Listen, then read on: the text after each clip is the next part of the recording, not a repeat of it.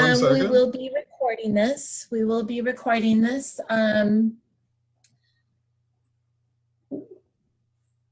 We are now recording. Okay. Okay, well, welcome everybody to our the Nevada very first ever virtual summer reading program workshop. We're on day 1. Here's our agenda. We will go from 9 right now until about 12:30. We'll build in some breaks, right? So it won't be 3.5 straight hours.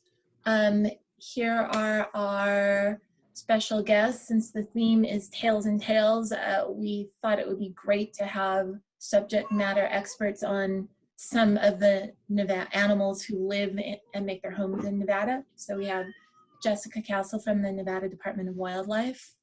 We also have 2 vendors, Megan Crowley from World Book, who is going to go over some of the ways that World Book can help you and support you in your summer reading program efforts, and Becky Garrety from Beanstack, who is going to do the same. We have a great Working with Schools panel. That is one thing that we have in the past year realized is super important. We have the same target audience, schools and public libraries, that is, and that's kids. So we've got 5 great panelists to talk about that, and then we'll do sharing and a wrap up. Okay. So first off, we're going to introduce ourselves just in case you haven't met us either virtually or in person. I am the middle one there. I am Sue Lynn Jones. I'm the LSTA coordinator for the Nevada State Library. So if you apply for an LSTA grant, you work with me. I'll just give you some of my library history. I have worked for the State Library for 5.5 years now. Before that, I worked in a small rural public library, sort of, the town had 7,000 people, the county had 13,000 people. And I did kind of everything as you in rural libraries. My very, very first library job was in college, and I worked in acquisitions. And that's my library history. My first memory of a library, it's not a story time or anything like that, but I remember being fascinated by the checkout lady. You'd bring all your books, and this was in the 70s. It was a long time ago, and there was all sorts of new technology coming out by the minute. But when you checked out a book in my library at that time, they would take a picture of it. Right, I thought that was just the most fascinating thing in the world, to watch this lady take a picture of our library books. Anyway, so that's me. I'm gonna be co-hosting this with Norma and Bruce, and I will turn it over to Norma and let her introduce herself, and then we'll go to Bruce, and then we'll move on. I guess that was a great segue for me to really show my age, because I worked in a library where we took pictures. So I was the person behind the desk taking the pictures of the book. You were the one that I was just staring at. My name's Norma Fowler. I'm Library Planning and Development Consultant at the State Library. I've been here 4 years. I have a long and varied background in libraries, mostly public libraries, but I've also worked in academic, community college, and an Air Force Base library. So I've lived in several states, worked in several different places, so I have a varied background for better or worse. All right, Bruce, unmute yourself. You are up. Hi, I'm Bruce Douglas. I'm with the Nevada State Library Archives and Public Records. I'm the Early Literacy and Use Librarian Consultant. And I think I've come across all of you at one point or another in our discussions and things like that. My background is my mother and sister were both media specialists in the school systems, and I became a librarian a little bit later in life. I worked in Miami-Dade Public Library, Norfolk Public Library, and now I work for the state of Nevada. And I enjoy this job so much, not only because of my family's history with it, but the fact that, you know, we do so much good out there every day. And I've worked as a children's librarian, a youth librarian, and an adult reference librarian. And it's the best job in the world for me. And I hope you guys think the same. And I guess that's about it. Thank you, Bruce. All right, so that's a little bit about us. I do want to clarify one thing though. I was in high school when I worked at the public library taking pictures of the books. I just want to make sure. I started working in the public library when I was in high school, so long time ago. Experiences to be respected. Okay. All right, so here are our general workshop guidelines. I expect that we'll have people popping in and out of the sessions all day as your schedule permits. So we're gonna have a little tiny box with these reminders all throughout. We'd appreciate it if you could mute yourself to reduce the, the background noise. Try not to multitask. I'm playing on your phones. If you're going to talk and share, just turn your camera on. You can practice that now. It's just, you don't have to have it on now, right? But it's nice if you're talking and you have a camera, if we can put a name to the face. Again, rename yourself. Just your name and your library. It kind of helps everyone get a feel for what's going on. And always feel free to put your questions in chat. Okay. I'm just going to pop this up right here, right at the beginning, and Bruce will put this link in chat. If you've ever done any kind of workshop with us, you know that we are federally funded, or I am federally funded. A lot of what we do is federally funded. And IMLS likes us to do surveys so we can measure outcomes. And so just bear this in mind. We would like a survey from everyone so we can report on what we do and we can determine what to do next, right?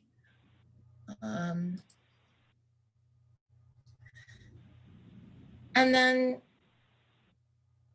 I guess I'll start off by thanking you. We still have people popping in, so let me invite this person. But I just thank you for being here. I just want to acknowledge verbally that last year has just been a year, right? It's just been this big, overwhelming year that seems to suck all the oxygen out of the room. And most of the time I feel I don't have words to adequately express anything. Sometimes it feels there are no words invented yet to describe this last year. But we do want to thank you. And last week, our boss, Laura Freed, who is the director of the Department of Administration and oversees the Nevada State Library, sent us an email, and her words are great. So she shared these with me. I'm going to share them with you. I'm just going to read a little excerpt. It won't take long. Okay. So here we go. For so many of us, these times of a raging pandemic, suffering economy, and political turmoil feel dark and uncertain. Indeed, we don't know what the next days, weeks, or months will hold. And still, we get up every day and take care of loved ones, tend to our community, and go to work to serve the people of our state and put food on our tables. Some days it may feel close to impossible. Some other days contain glimmers, if only for a few moments, of feeling normal. But it seems very difficult to hold on to those precious feelings of normalcy as the next news comes crashing in on us. So I want to take this opportunity today to acknowledge the stress we're all under and to recognize how meaningful and important your work as public servants is. What you do every day for your communities and for your libraries is an essential link in the chain that keeps our communities and our state and our country functional and intact to serve the people. in our lives, our friends, family, neighbors, and others who we will never meet, but whose lives our work touches. You are important and you matter. And you are not alone. Together we will get through this period and move into brighter days that are unquestionably ahead. In the meantime, please take care of yourselves, take care of each other. We need each other right now and we are stronger together. So yes, from all of us at the State Library, we thank you very much for even being at this workshop today.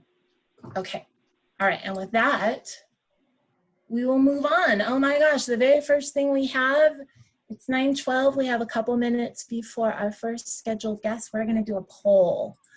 So I'm gonna admit right now that I have never done a live poll, but we're gonna try it. And the first poll is gonna be about animals. Bruce is gonna be our quiz master.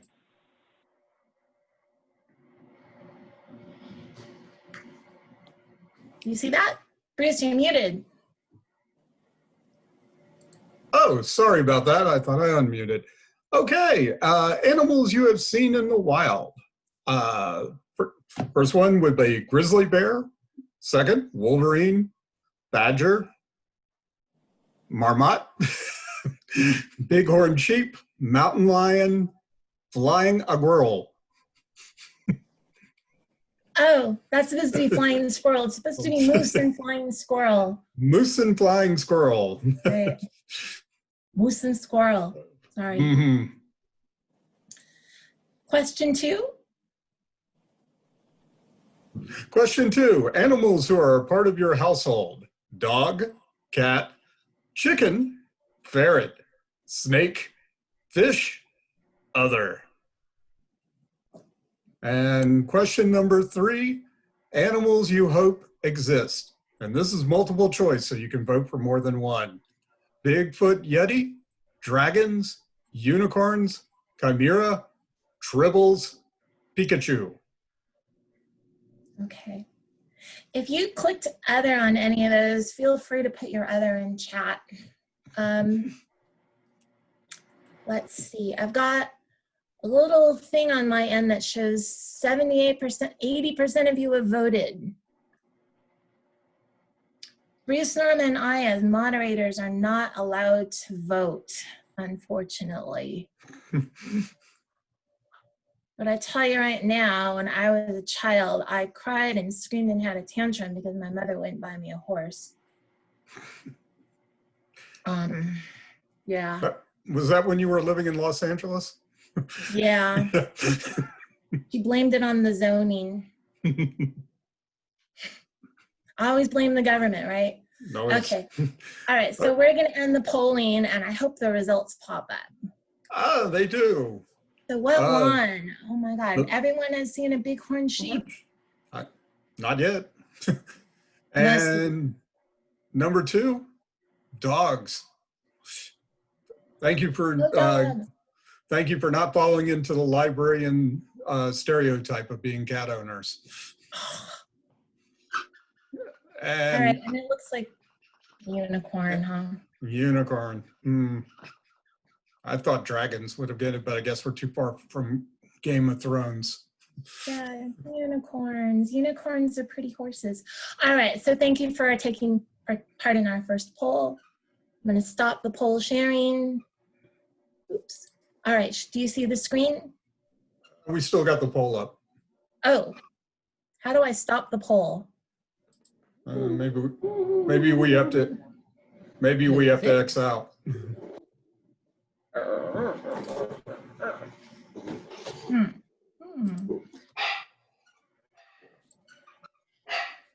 You see the PowerPoint? Yep. All right. Well, thank you guys. All right, here is our very, very first session. I think I saw Jessica pop up. Yes, good morning, I'm here. There she is. All right, I'm gonna make you co-host. Thank you so much. Okay, as I mentioned, we have Jessica from the Nevada Department of Wildlife, and they first popped on my radar during the first lockdown when on Nextdoor, I kept seeing little notices for learning about the animals in your backyard, which I thought was just super fun. So anyway, I'm going to stop my share and let you do what you need to, Jessica, and take it away. Perfect, will do. Thank you so much. All right, well, good morning, everybody. Thank you so much for having me. I really appreciate it. My name is Jessica Castle, and I am a wildlife education coordinator with the Department of Wildlife. So what that means as a wildlife education coordinator is my whole entire job is just teaching people all about wildlife, which is a pretty amazing job. So there are 5 wildlife educators. So we have 2 here in Reno, 2 in the Las Vegas area, and then 1 in the Elko area. And 2 of those people do tend to focus more on urban wildlife, so animals that you might interact with while just living your life. So animals that you might see in your backyard, such as coyotes coming into the area or birds nesting on your house or things like that. But our whole purpose in life is to just get people excited about wildlife and being out in nature. We also have 5 super amazing Americorps educators that work with us for 1 year. So they are kind of like interns that help us with our programming, and we could not do all that we do without them. So between the 10 of us, we can do all kinds of education across the state. And the education that we do is a little bit of everything. So it ranges from the littles of pre-K all the way up to retirement communities. So we really work with people of all ages. And typically what this would look like is we do all kinds of school programs. So we used to go into schools and work with kids. I run Oxbow Nature Study area, so I'm up in the Reno area, so I run a nature study area, and we would have field trips out at the park. We also do community events that are open to the public, so it used to be lots of big events and things like that, or smaller programs like bat walks or nocturnal animal programs at the nature study area. We after school programs. I've done many library STEAM programs and summer camps as well. So it's a little bit of everything, just depending on where the need is. But while we do definitely educate people of all ages, we do tend to focus on school-aged kids. So that's what we work with a lot. Basically, since March, we have been doing entirely virtual programs. So we haven't done any in-person programs since March. But it has created a space that we very quickly learned how to do virtual programs, and it's been pretty successful. We stats for this last year, and we still educated over 20,000 people between that group of we're still getting out there and still connecting people with wildlife. And all of our programs have moved to this virtual program format. And how that looks is we use Zoom a lot. It's very user-friendly, and so that's typically our preferred platform. And how we do our presentations is there's usually some sort of short presentation kind of introducing students or people to whatever topic we're talking about. And then if we're working with kids, there is some sort of facilitated activity. So we get pretty creative with these facilitated activities because we don't necessarily get them materials ahead of time. When we're working with schools, sometimes we can put things in the mail to them ahead of time, but for the most part, it's just things they can do at home or find at home. So there's lots of art related activities that are extensions of whatever we were just talking about. And most of our programs last about an hour is kind of the sweet spot before we start to lose the kids over Zoom. But I say this because we would love to partner with you and provide programs for you. So whatever plans or themes that you have in your summer reading programs, we have all kinds of topics that we would love to partner with you and provide to to the kids and the families that you have following along with your programs. So some of the virtual programs that we've done, a lot of them are kind of about big concepts such as habitats or life cycles. Most of the programs that we do, we are trying to align to next generation science standards. So that's where we get a lot of these themes and topics.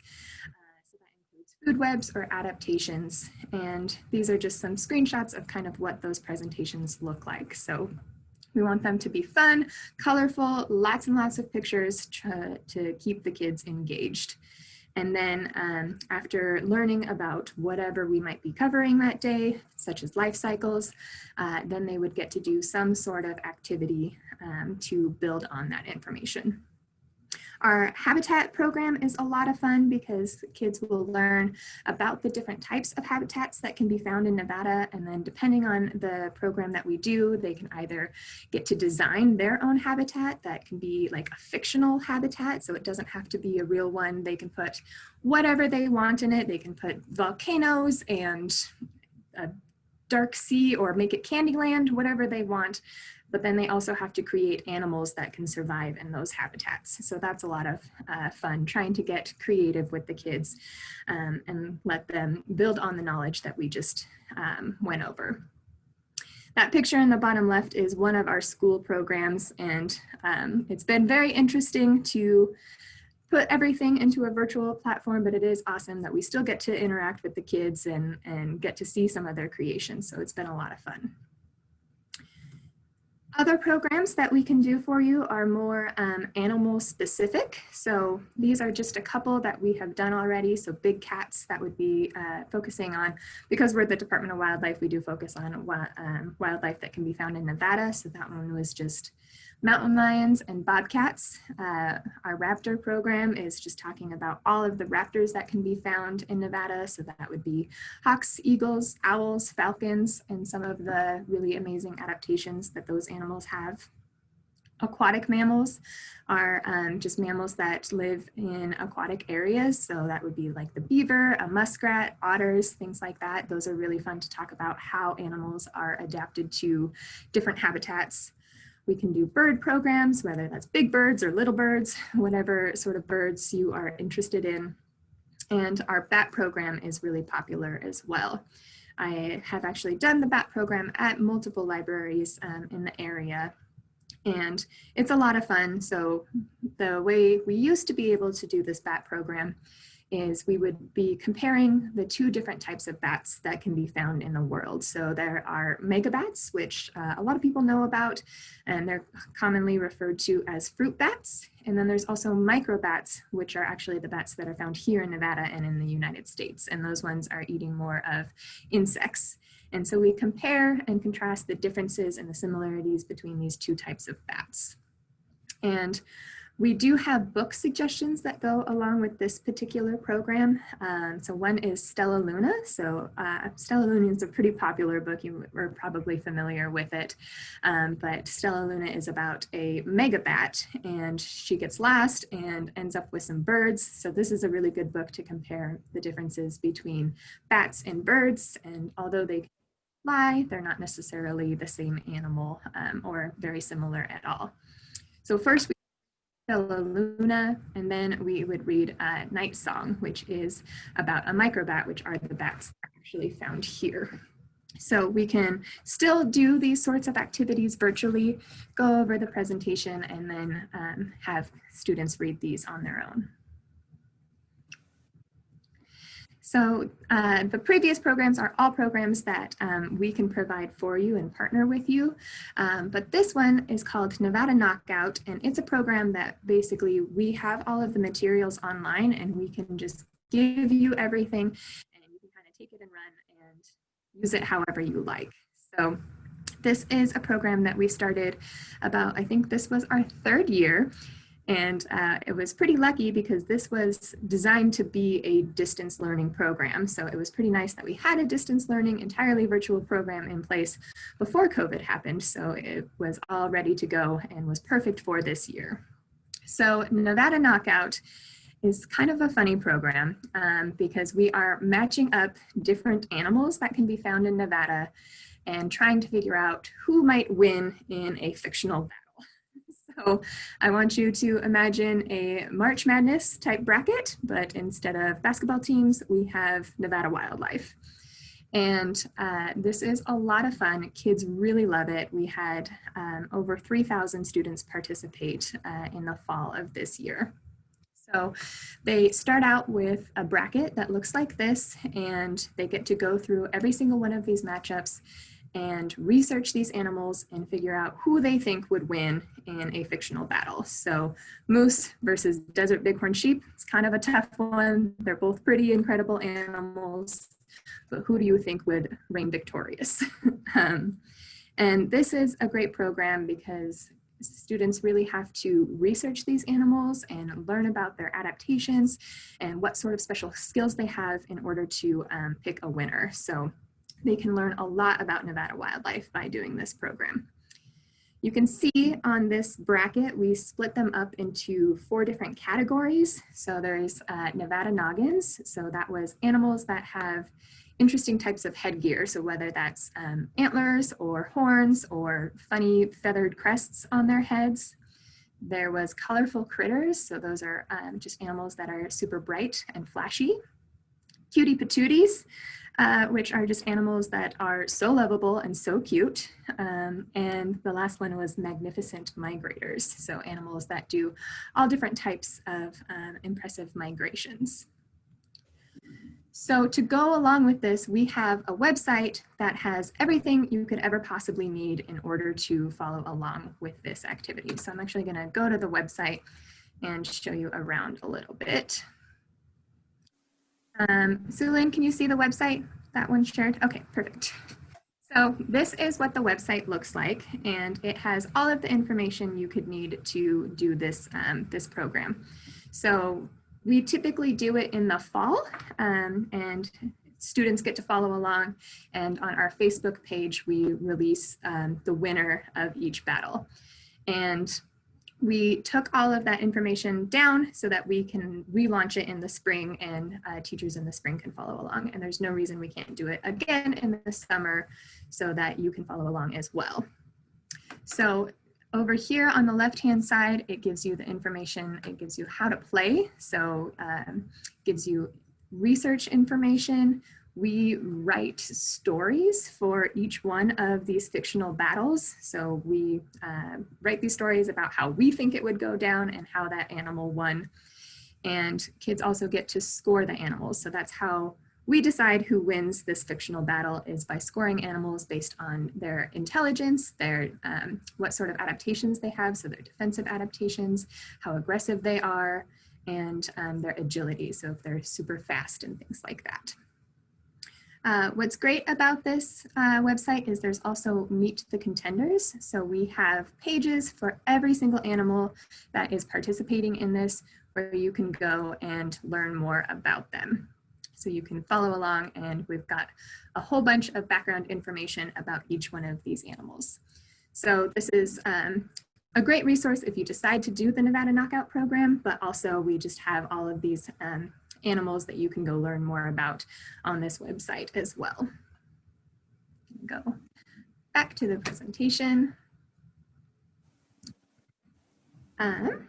And this is such a great program because everything is online for you to be able to access, and you can make it as in-depth or as in-depth as you would like, or as the kids and the families that are following along with. If they're really into it, they can make their own sort of family competition to go along with it.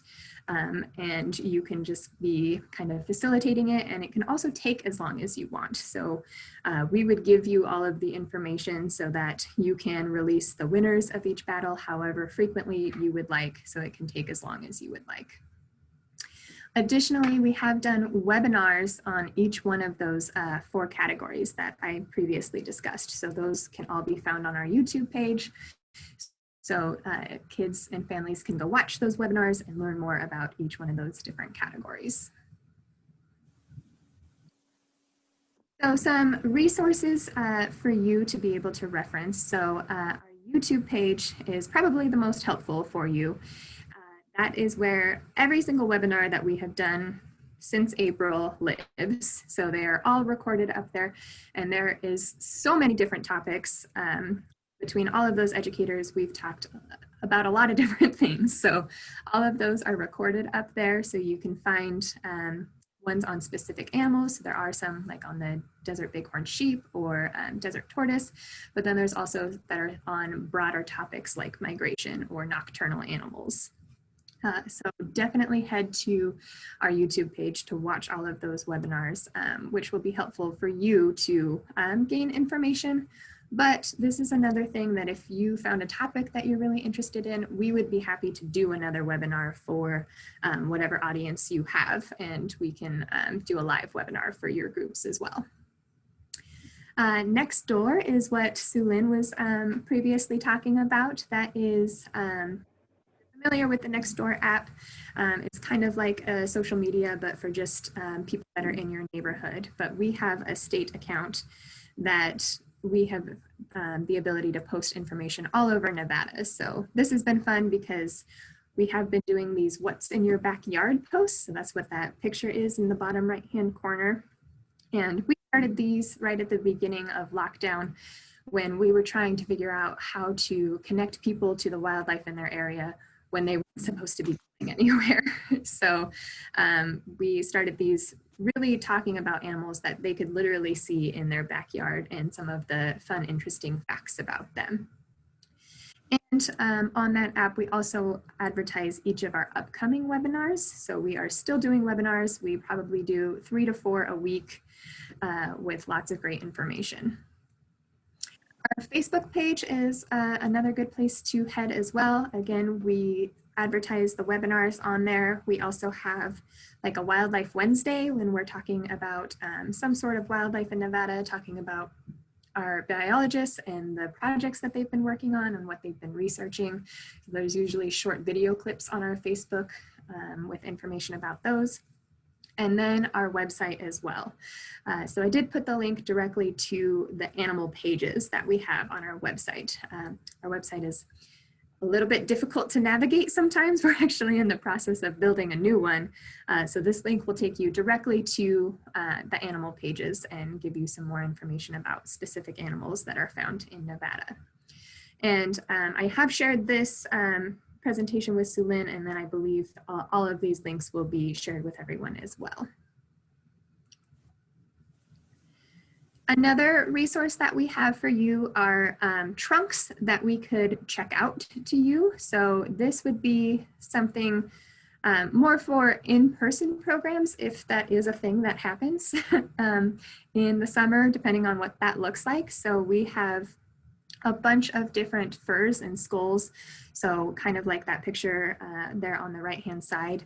So these are really great to be able to show kids what these animals actually look like, what they feel like. And it's just a unique opportunity that they wouldn't necessarily get to actually feel what a black bear feels like in normal circumstances, or pick up the bighorn sheep horns and figure out how heavy those are, because they're surprisingly heavy. So we can check out these boxes to you if you have a program that you are using them for, or that they would be a good fit for.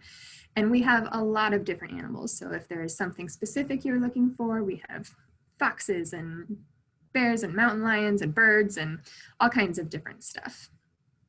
We can also check out owl pellet boxes. So if you know what owl pellets are, when owls eat, they digest everything that's edible and then cough up everything that's inedible, so like the bones, but they compact it into this little brown circle pellet thing.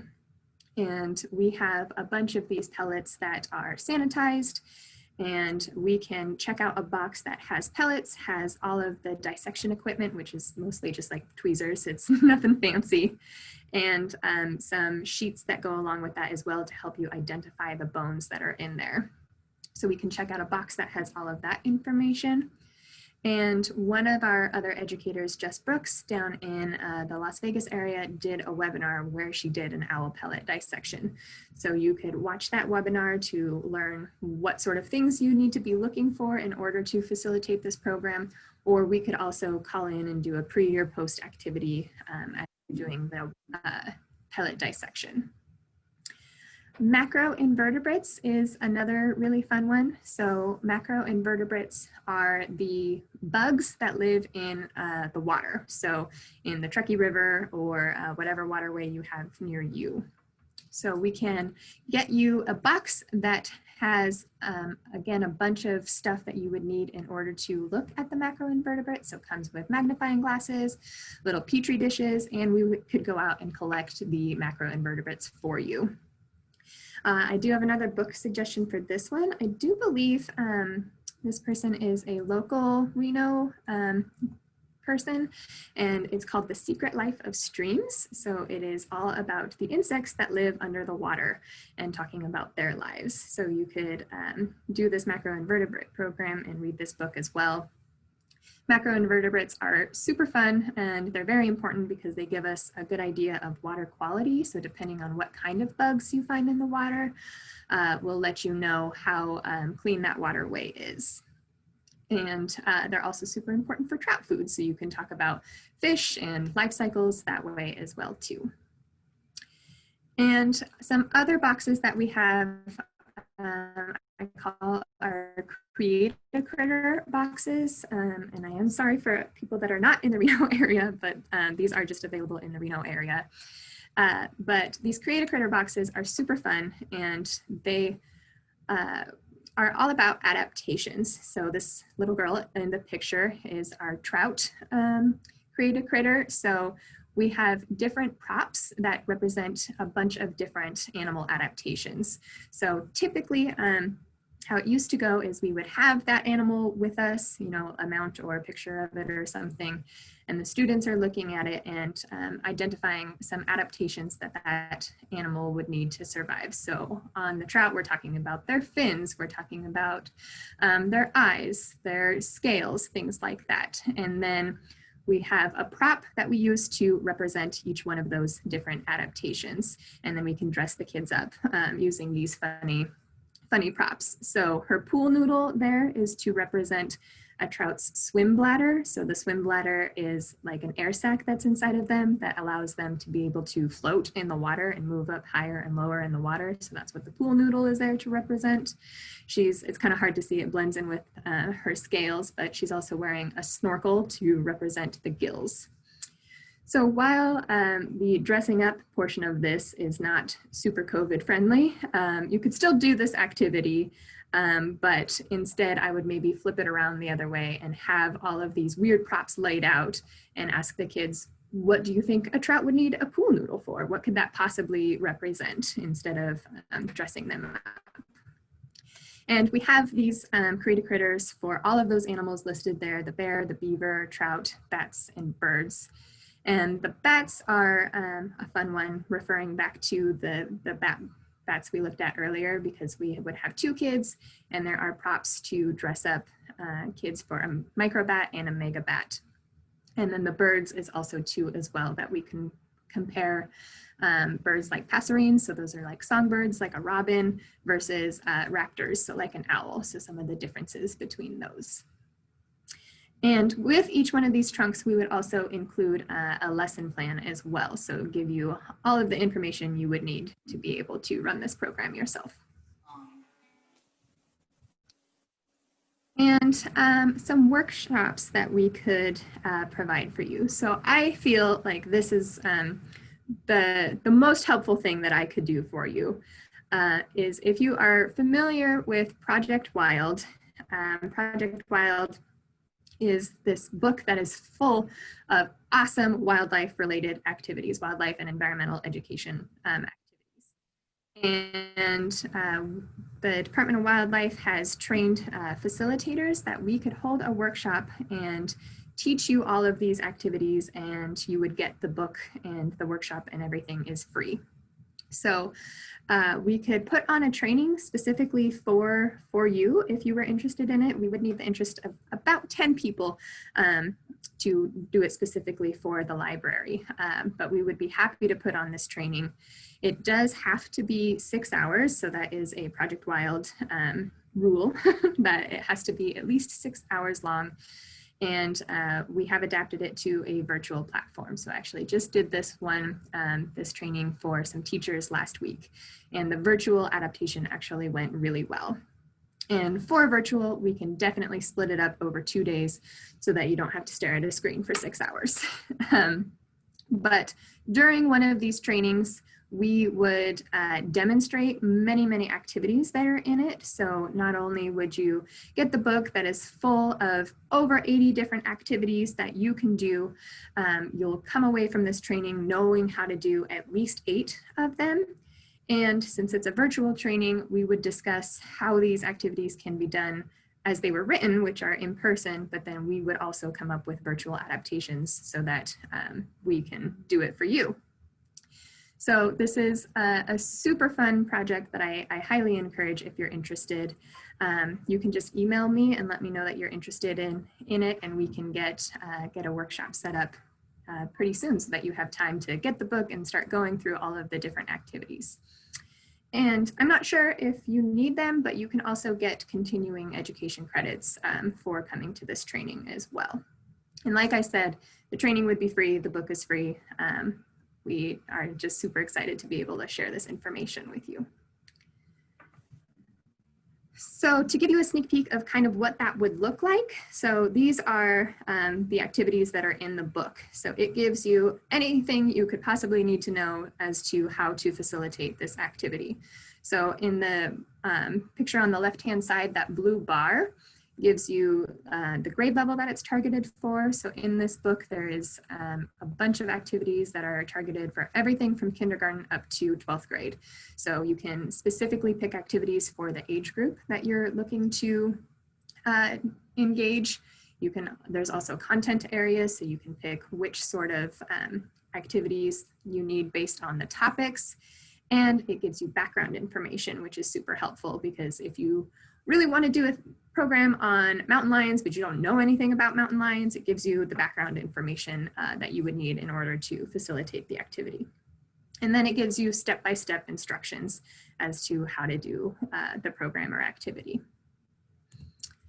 So one of the activities that I really like is called Fashion a Fish. So in regular times, you would have these cards that have a bunch of different fish on them, and they have a specific adaptation that they're referring to. So this top one, it's a vertical disc, so it's the shape of the fish that we're talking about.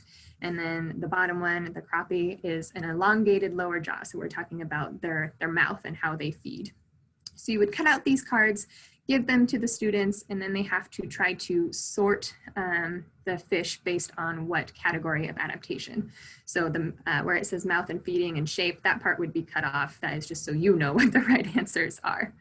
And then the kids are trying to sort them based on what type of adaptation it is. AirPods work now. So we have adapted this to virtual platform.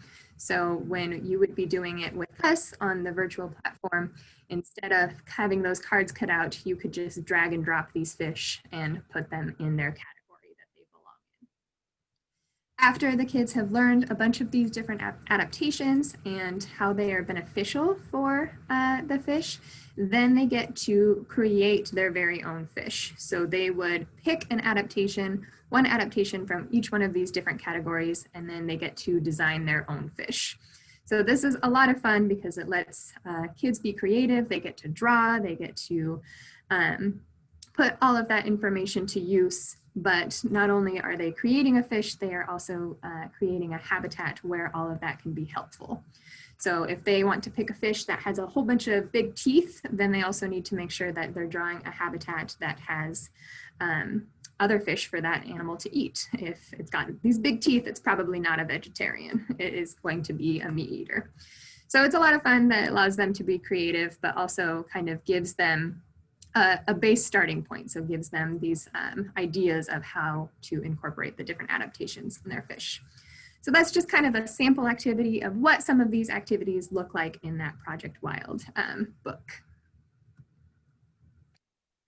So some additional resources I wanted to share that are not related to NDOW necessarily is One is the Inaturalist app. So if you've never used Inaturalist, it's a lot of fun. It's a citizen science project and also an identification app. So I use it a lot for plants. I am terrible at plant identification, but you can just go take a picture of it and this app will identify it for you. And it's really cool because you can upload it to this huge database where everyone else that is using iNaturalist, all of their observations go to this one database. And so if you are at a park, you're at a wild park, you can pull up iNaturalist and see all of the other observations that other people have had in that area as well. There is also the Merlin Bird ID app. And again, terrible at bird ID. And this one is great because it asks you 5 pretty simple questions. It asks you what size the bird was, what its 3 main colors are, what it was doing, and where you're at. And then it's like, this is what we think you saw, which is a lot of fun because birding is fun, but it's a lot more fun if you know what you're looking at. And one of our educators also did a webinar on that topic using these 2 apps and a couple more. So that is a great webinar to watch as well. If you want to be able to get kids outside, if you happen to have a park in the area that you want them to go to, or even in their own backyards, they can go and it identifies insects, plants, anything that you might find in the area.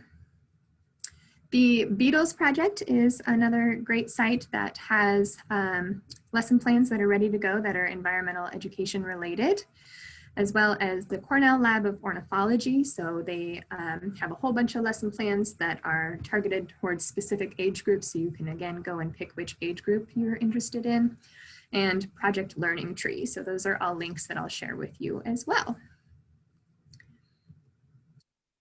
So with that, that was a lot of information, but I will be sharing this so that you can refer back to all of those links and whatnot.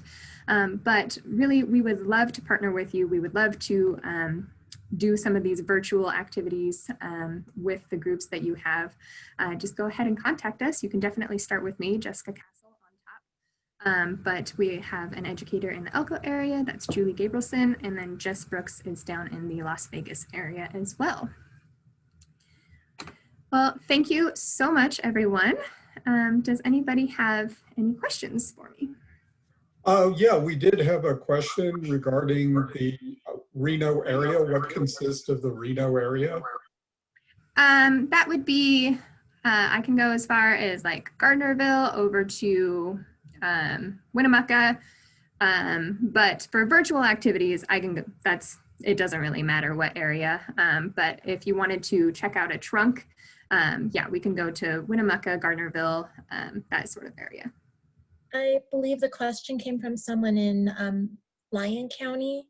Oh yeah, absolutely. Yeah, okay. Yeah, friendly area. I do have a question. This was amazing. The Project Wild, a lot of our libraries are smaller.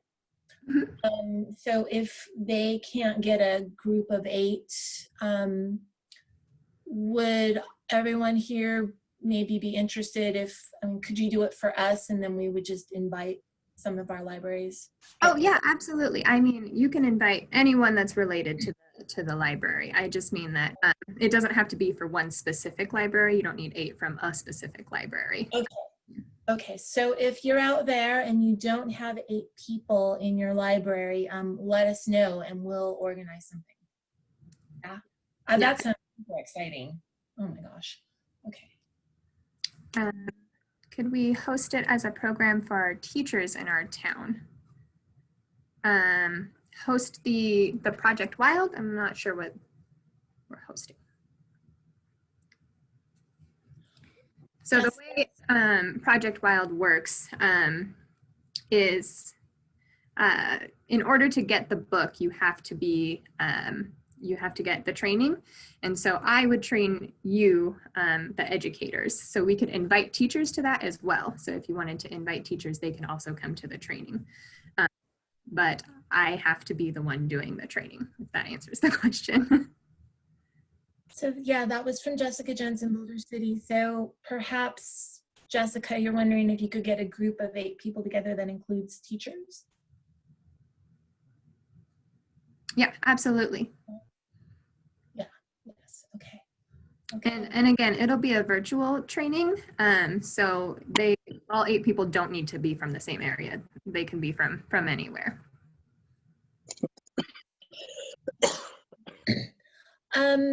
So yeah, I have this presentation. I can either do 2 things. I can share out all of the links, or I can just share the presentation, whichever you prefer, Jessica. Yeah, you can just share the presentation. That's fine. Okay, we'll do that. We'll do that, and then you should be able to get all of the actual links without us cutting and pasting. Yeah, that's no problem. Wow, this was so great. Like when I'm just gonna share when I was in a public library, we had the Furs and Bones box. Our national park ranger brought that in, and it was one of the most popular programs we did. To be able to like feel the fur, feel the different, I don't even know what it's called, but like what makes it waterproof, what makes it so insulating. It was an amazing thing. So if you're in the Reno area, get that box. And the hides and skulls that I was referring to, we have those in our Elko office and our Vegas office as well. So you can check those out from those areas also. Okay, so it's available everywhere in the state. Yes. Yeah. Okay, excellent. All right. Do we have any more questions? I'm scrolling through.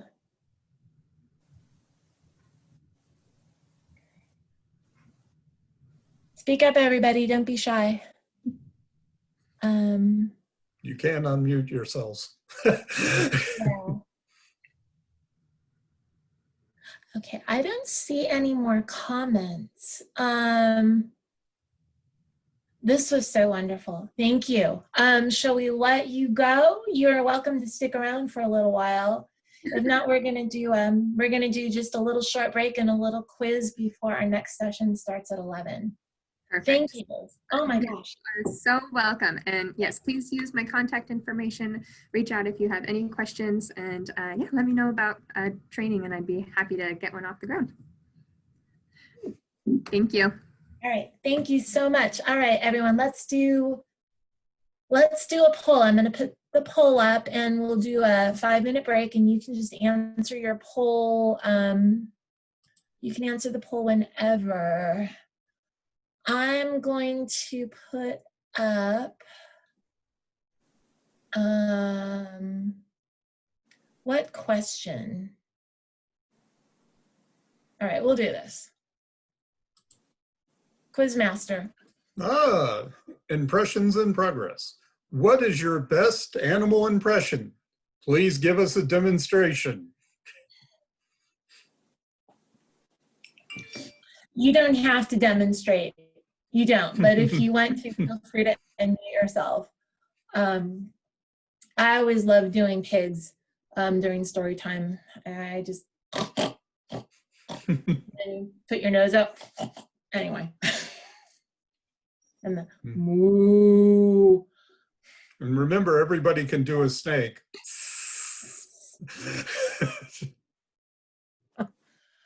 Oh, Scott Spangler is trying to get out of this by not having a mic or camera.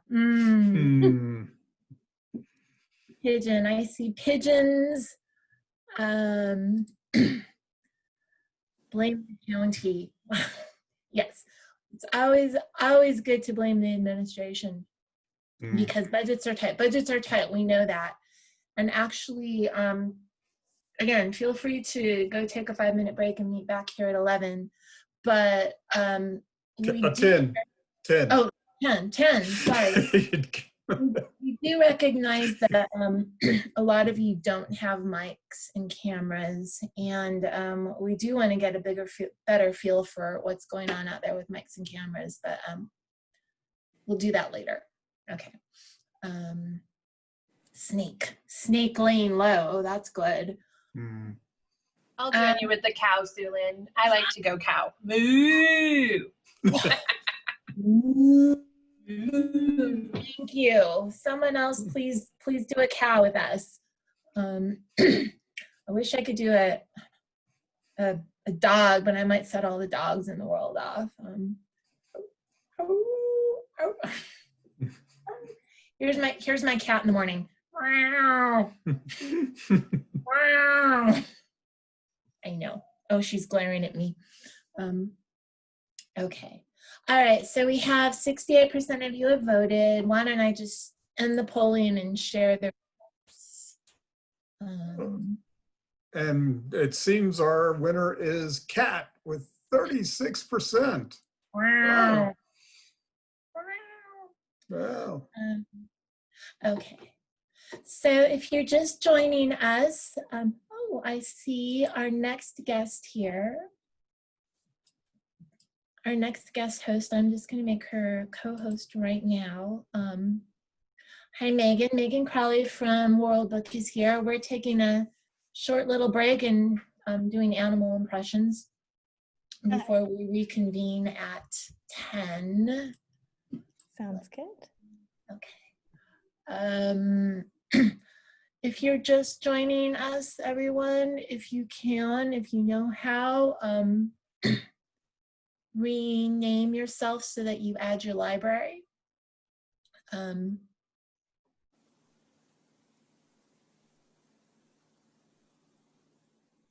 Let's see, I'm going to share my screen again. Has the polling gone away? I still see it. Oh crap.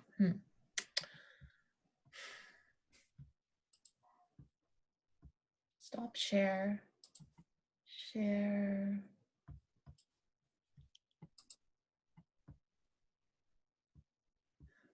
All right. Do you see just a PowerPoint that says World Book? Yep. Or does, okay. Oh, someone said they can do a monkey. Ramona. Scratch my. Ramona Campbell. Take some nits off my cat.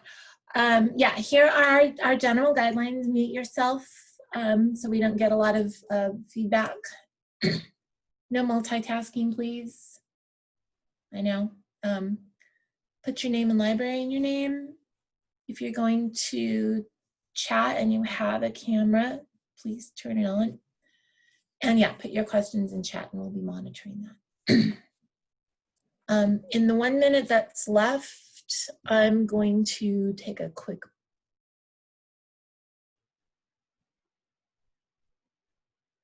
I think she said she's going to take a quick break. I did. I'm going to take a quick break and Bruce is in control. Yes. Okay. Good afternoon, everybody, or good morning still. Feels like noon. Anyway, today we have Megan Crowley from World Book. She's the director of training. And Megan, if you would like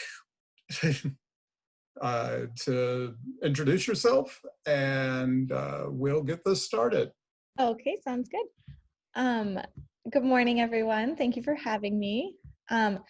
Bruce, I don't know if you can see, I see a poll on top of my screen. I don't know if you guys wanted to launch that prior to this or not, or if I can just X out of it. I just don't want to mess with your flow. Which is the poll that you're seeing? Singing. Lynn? And it might be since I'm a co-host, so I see it. Yes. We're trying to get rid of the poll. I thought I had. Okay, so maybe if I just close out of it. Maybe, yeah, try it. Okay. If anyone else sees the poll and they found a solution, please let us know. We practiced on ourselves yesterday. Okay, and then am I able to share my screen here? You should be able to. Yes. All right, there. If you stopped now, I should be able. There we go. Okay. I think everyone out there, you might have to just X the poll closed to get it out of the way. Okay, let's see here. Can you guys see my Absolutely. screen here now? All right, then I will go ahead and get started. Thanks for bearing with me there. As Bruce and Sulin said, my name is Megan Crowley. I'm the Director of Training at World Book. And today's topic that we're gonna review is covering how your World Book products fit into this summer's reading program theme, Tales and Tales. Because we only have about 20 minutes together, I wanna first run through this PowerPoint, which I can provide in a PDF version so that you can refer back to it. But I wanted to make sure we got through all the ideas. And then if there's time at the end, I can actually jump in live to show where to access some of them. But if you have questions throughout, just type them in the chat. I know someone's gonna monitor and read those out, and then I'll leave a little bit of time at the end as well. But up here, I have our general overview because there are really a whole variety of different features throughout your various World Book products that really lend themselves to some fun with this year's program. So while most of the reading of the tales may be done outside of World Book, there is still plenty to utilize from inside World Book to extend beyond that, all available at your fingertips here. So there are a few tales in early learning that you could read through together or have them read aloud to kids, which I know is really nice right now when we might not be able to be there in person to read aloud. There's tons of real life pictures and videos of animals. So I know you guys were doing some of your best impressions when I joined. You could hear World Book, get those real life sounds as well. We have a lot of different crafts and activities. So we'll take a look at where to access those, but those can be fun extensions, creating some animal themed crafts. And then we also have games, which are interactive and digital, so they're available from anywhere. And then finally, you can learn about animals using our web quests and what a lot of people are used to using World Book for, just simply searching for information. And then you guys do have dramatic learning, so I will cover that at the end, even though that one's a little bit tougher right now when a lot of us are remote.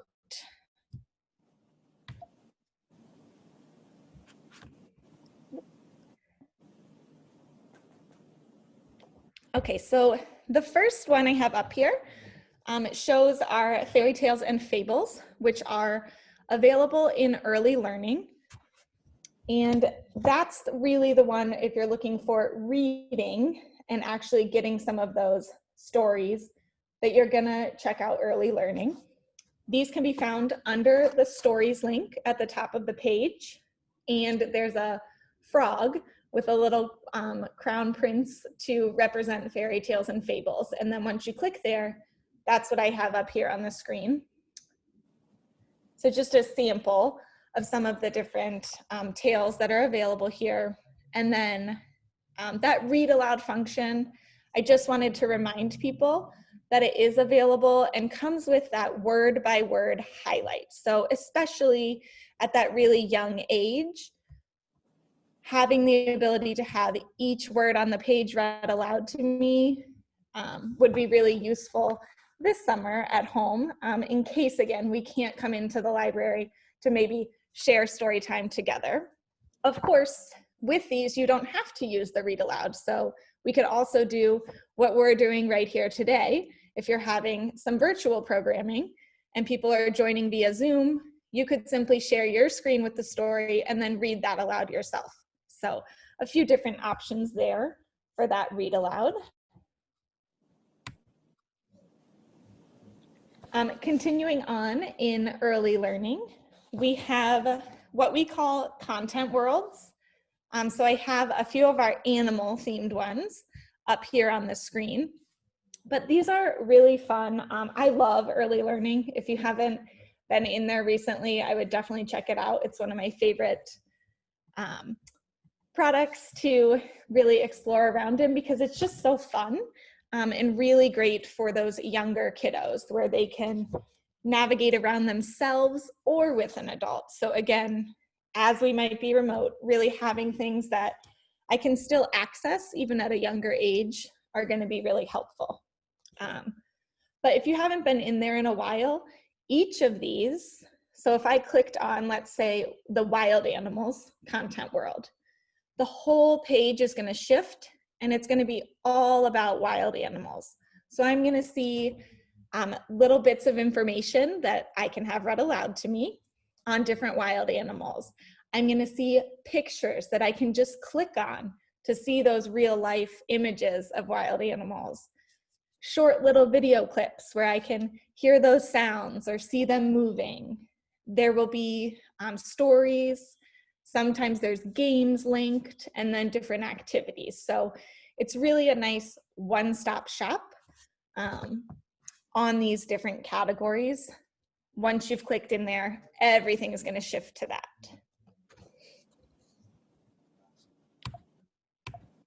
Oops.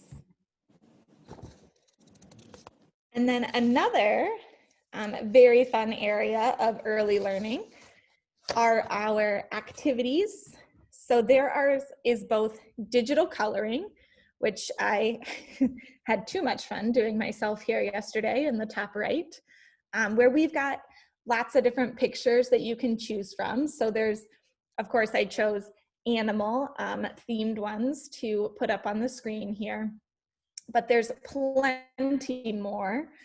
So I just have a sample of that digital coloring. And then in the middle here is coloring by number. Similar, it's just that they get to match up the number to the color. So it's kind of a preset picture that they're gonna be drawing in there. And then on the left here, I have one of our printable activities. So this is actually a maze that is designed to be downloaded, printed, and completed offline. So there's hundreds of different printables as well. So I know, some people might not have that one device at home where they can hand that over to a kiddo to do that digital coloring. But maybe you're putting together some take-home packets or having little activity stations if branches are able to open. Having those print and do activities is a great way to engage with that theme as well. So there's things like mazes, picture find, where there's hidden pictures and images that you're looking for, connect the dots, a big range there. And again, those are in early learning, and it's one of the 4 tabs at the top that says activities.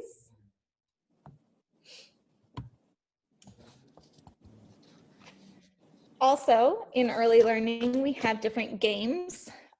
There's 4 different game types. The only one that I left out was the tracing games, simply because those are more about learning your letters and numbers. However, they are animal themed.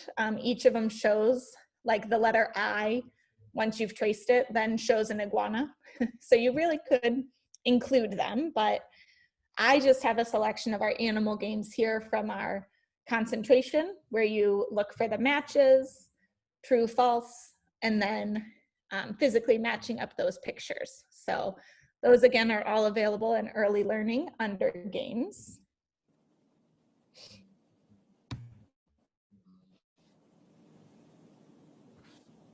And then just talking about, as we kind of segue from early learning into kids, that ability to explore pictures and videos. I have on the left a video of one of those, not really impressions, actually real life, a lion roaring. Again, those shorter video clips that you can really bring those animals to life on the screen. You can explore lots of that in early learning. And then in kids, we have that visual dig that you can get to either by clicking explore, or in that bottom feature container, there's a category called pictures and videos.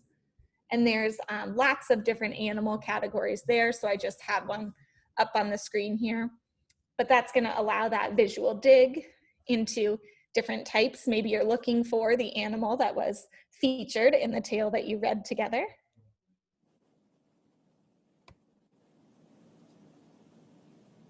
Also in kids, we have World of Animals, which is one of our most popular features in kids all the time, but especially with this theme, it's a great place to check out. You could use it in the traditional way of picking two animals to compare and contrast, which is what I have on that little computer screen. Or you could simply use it as kind of that basic research too, which I have on the left here with the wolf, where you can pick an animal and instead of hitting compare, you actually go to the wolf exhibit. And then it's going to give you lots of quick facts about wolves, some pictures, videos, and any kind of related information there. So maybe this is like you just read The Three Little Pigs and you want to look up the wolf. You could just pull that up and glance at it this way, or do it before you're about to read.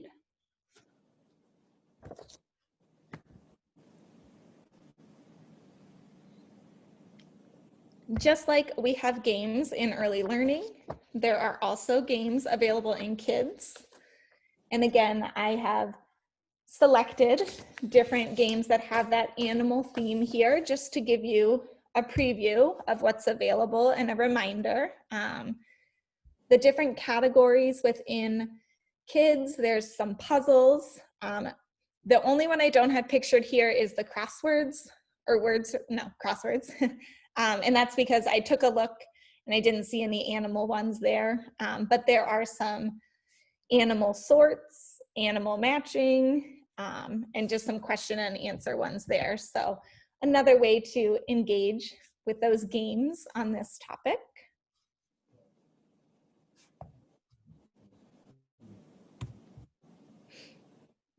And then I have our activities. Again, these are also available in kids.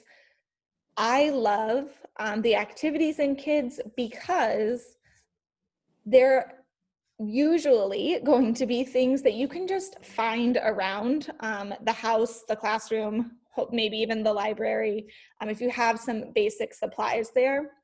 And then you can come up with some really cool things. So it's not having to go out and get a bunch of different ingredients or craft supplies to do those. There are 11 different categories of activities in kids. That again is at the bottom feature container. But the one I really wanted to point out is the category called Creature Feature, because that pulls together all of the different animal related activities. So I have just two samples here on the screen. One of them walks you through how to make an animal mask. And then another is looking for animal tracks in your yard or maybe around the library there. And then the two other categories, again, I tried to take some of the hunting out of this for you, that I found a few that might fit this theme were sort and match, and then write it down. So I just have an example up here. There was the activity to make a little fairy tale machine where that could fit in with whatever tale you guys are reading together. Could use that outside of just fairy tales as well.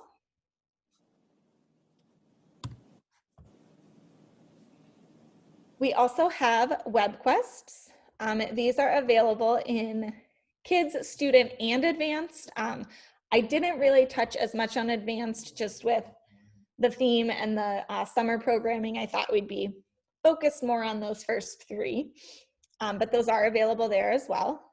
So I have a couple up here on the screen, but I love these two because they're really designed to be conducted within kids or student, whichever one you're pulling it from. And you know that kids are going to be successful when they look for information. It's all going to be accessible, found right there within World Book. There's typically a variety of different question types. Some of these even have those crosswords or word searches, so there's a fun little activity built in. And then if you've used these before, you probably know that there is an answer key on the last page. So I point that out for a couple of reasons. Number one, if you're making take-home packets, maybe you want that so that kids can self-check their answers. You could include it. Or in case you don't want to include that, know to remove it before maybe making copies of those. Oh, I just heard a noise, so I'm just checking. That's just somebody wanting to get into the room. Got it. Okay. I wasn't sure if it was a question for me. I did see one. I'll flip back to that when we finish going through here. But okay. Beyond web quests, again, is that last idea of just simply searching, looking up information on one of the animals found within the tale that you are about to read or have just finished reading. So in any of the World Book products, really, you can do this, and you're going to get a lot of that content all pulled into one. With the articles, you have that ability to have them read aloud. And what I also love about the article content is that they can be translated into over 100 languages. So it's really helping with that accessibility. Maybe if there's parents and adults at home trying to help but need it in a different language, you have that easy access there. Another feature in Student is right at the bottom of the homepage, which is featured media. This one is really cool if you can find one that fits. I love the 360 videos, especially right now, just because I'm missing traveling and being able to go places. So these little 360 images can really let you step inside somewhere else, but I wanted to point them out because like here that I have on the screen is one of the coral reef. You could tie these into kind of taking a look inside some of these areas that the animals may live. And then again, there's a collection of videos down here as well. And finally, I did want to point out dramatic learning because you do have it. I know though, this again might be a little bit harder just depending on the setup of how the programming is going to go this year, if we're in person or still fully remote. But there are still things you could do, again, via Zoom, where you could get creative, pull different pieces from here, just that reminder. And I, again, pulled some different samples of the plays that are found in dramatic learning that seem to relate here, just to show you what's available. But each of those comes with a full, complete set to help you put on the play, from the script to the program parts and like ideas for costumes. But just to be aware that it's there and maybe you can pull pieces from. Okay. So that is what I have collected there. I can again dive in to show where to access some of that if we want, but were there any questions that did come up? We have a question in chat, but I do have a question about dramatic learning. Yes. You could use these scripts for puppet shows, perhaps? Mm-hmm. Yeah, okay. Yeah, we have a question from Jen in Washoe, at Washoe, and that's a really good question. Are we able to share videos, et cetera, via social media directly? In other words, do patrons have to go to World Book through our website, or can we share a link that will allow them to view the content? I'm going to answer that, but then follow up to confirm, because I know I've had this asked before. You can share links to World Book, like hold on, let me get an example here. I think I'm only sharing my PowerPoint. So let me grab one screen. Let's try and share this again.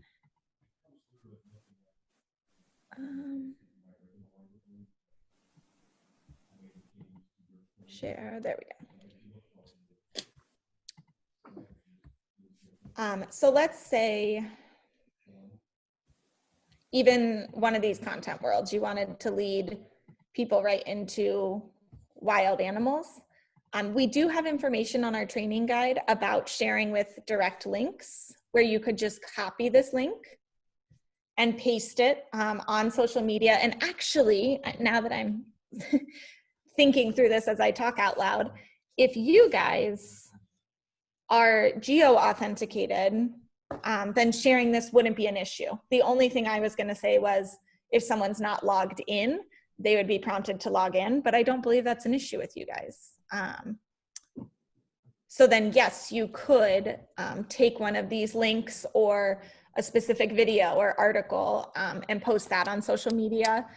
If someone clicks on it, it would take them right to whatever page that is. Okay, I'm gonna add, I honestly don't know how people are authenticated.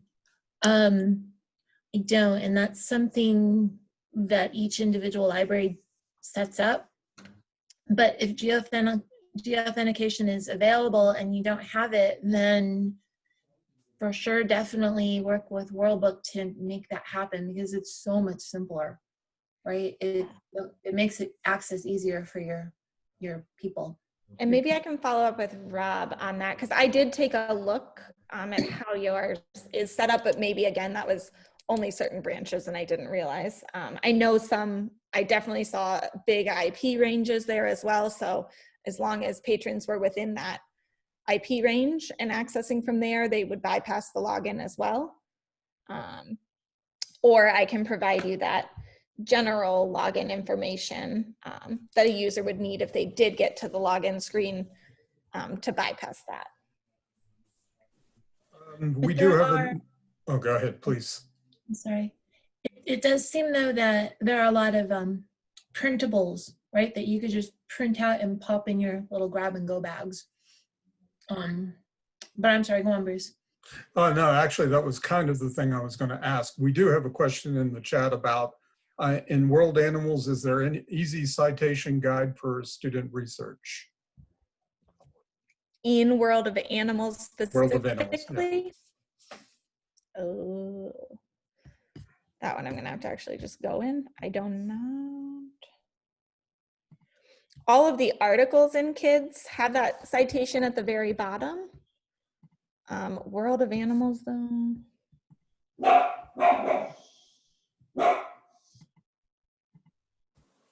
I don't believe, yeah. No, I don't think in World of Animals specifically. If you did go to an article, you know, this has,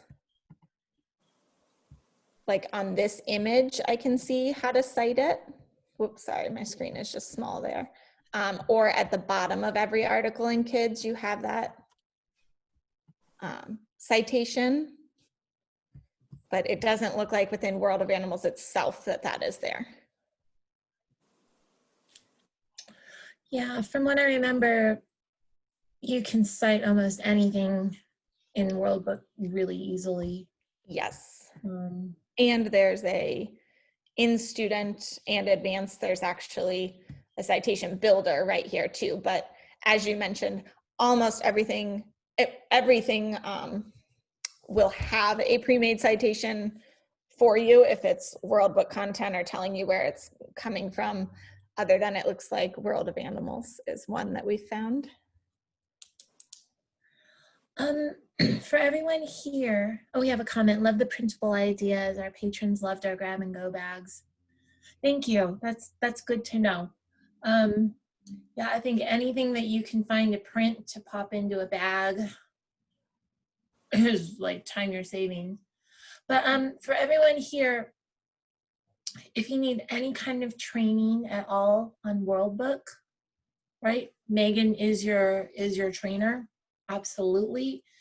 I think we have, I know that I put all of the webinars that are regularly scheduled onto the CE calendar.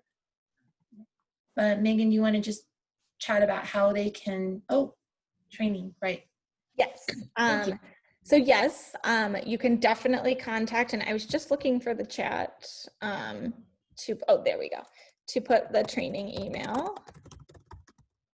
But if you are interested in further training, you can email training@worldbook.com and we can work with you to set that up. But this training guide also, I want to make sure that you're aware of, it's totally revamped and new. And there is a ton of stuff on here to help save you time and get to know anything. So even if there's, you know, something I went over like, oh, early learning has those games, there's a how-to here with games. So you could learn all about those, how to get there. And we do have free complimentary training up here as well that's just scheduled. So we run something weekly. So these are always open to you that you can sign up for at any time. And even if you're not available at that time, sign up for it. We send you the recorded webinar to your email. So that's just something I like to point out because people might not know that. And then again, if you do want customized training on something specific for you and your branch or a couple of them, we can definitely arrange that as well.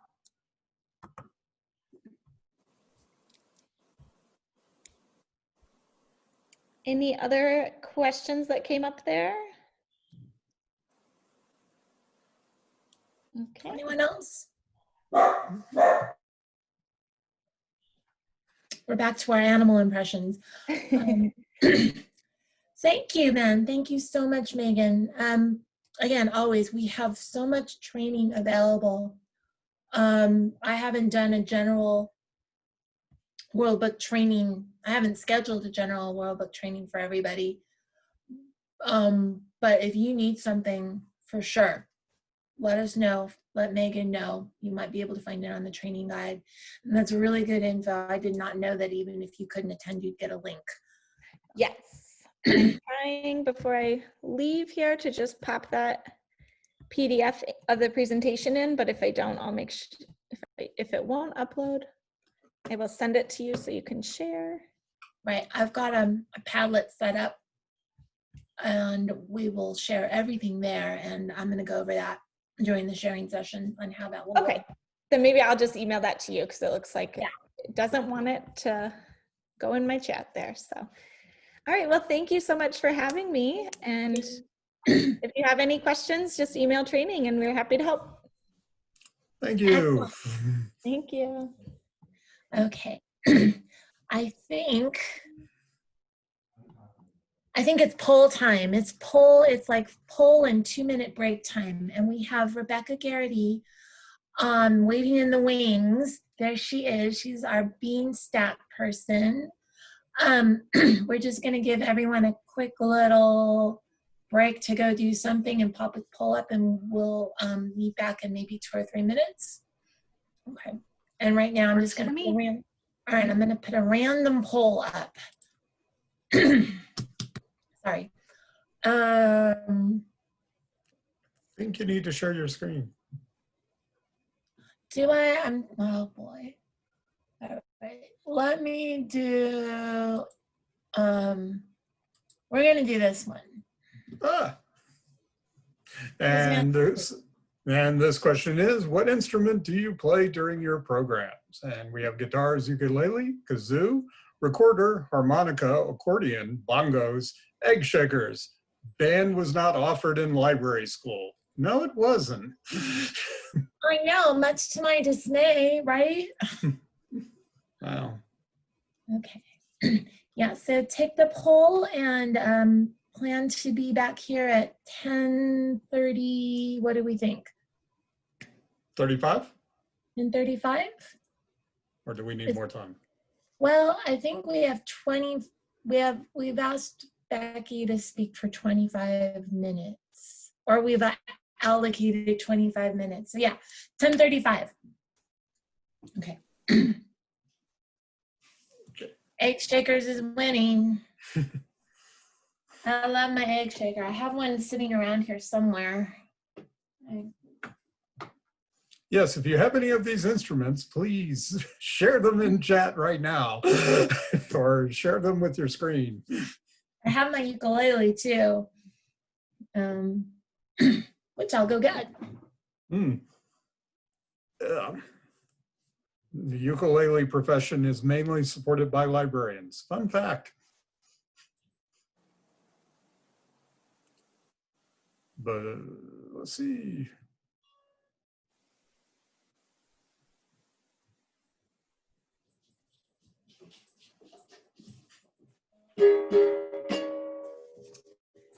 I took a workshop once on how to add music to your story times, and I was told it didn't matter if you did not know how to play the ukulele. All you had to do was that, and it sounded good. This used to be my mother's, and you tune it by going, "My dog has fleas."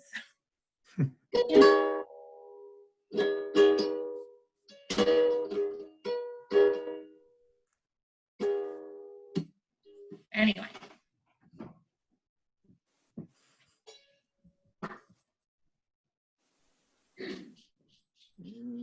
Yep.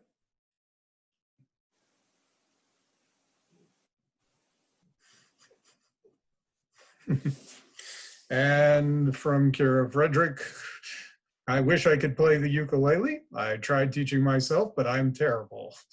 I guess I will stick to the shaky eggs. And Ramona's taking guitar classes. Wow, I hope soon I will be available to play. How are you taking those classes, Ramona? Online or in person?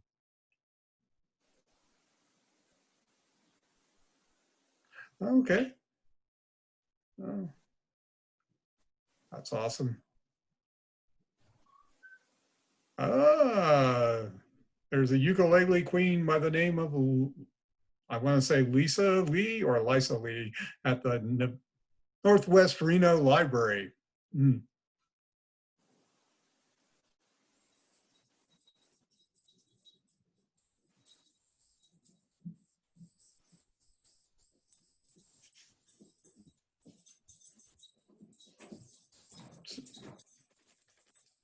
Yeah, we had some interesting comments.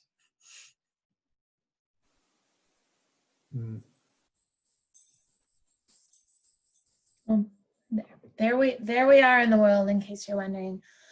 Interesting comments, Bruce. What? Yeah, we have some people taking guitar lessons, and we have people who have the ukulele queen is at Northwest Reno Library. Her name's Lisa or Lisa Lee. And Ramona is taking guitar lessons in person, not virtually. And Kira wishes she tried to teach herself, but it's going to stick to egg shaking instead on the ukulele. Although I think she can learn from you how to do the ukulele perfectly. Well, no, that's as I was advised during that workshop. You do not have to know how to play it. You just have to like use it to keep Order. Right. And Jackie from Incline Library plays the ukulele too. Oh, cool. Excellent.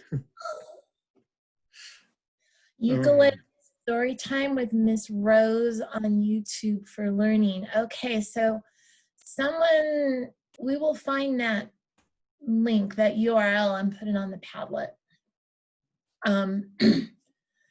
Because yeah, egg shakers are fun, and they do teach you syllables and rhythm, and make a good imitation of a rattlesnake if you do it right.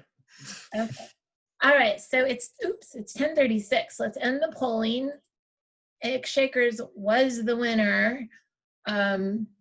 We do have someone who plays the accordion, but I don't know who. Reveal yourself in chat, because that's pretty impressive. All right, so I'm going to, we do seem to have a problem closing out the poll. I think you might just need to close the poll on your screen. Did it close? Not yet.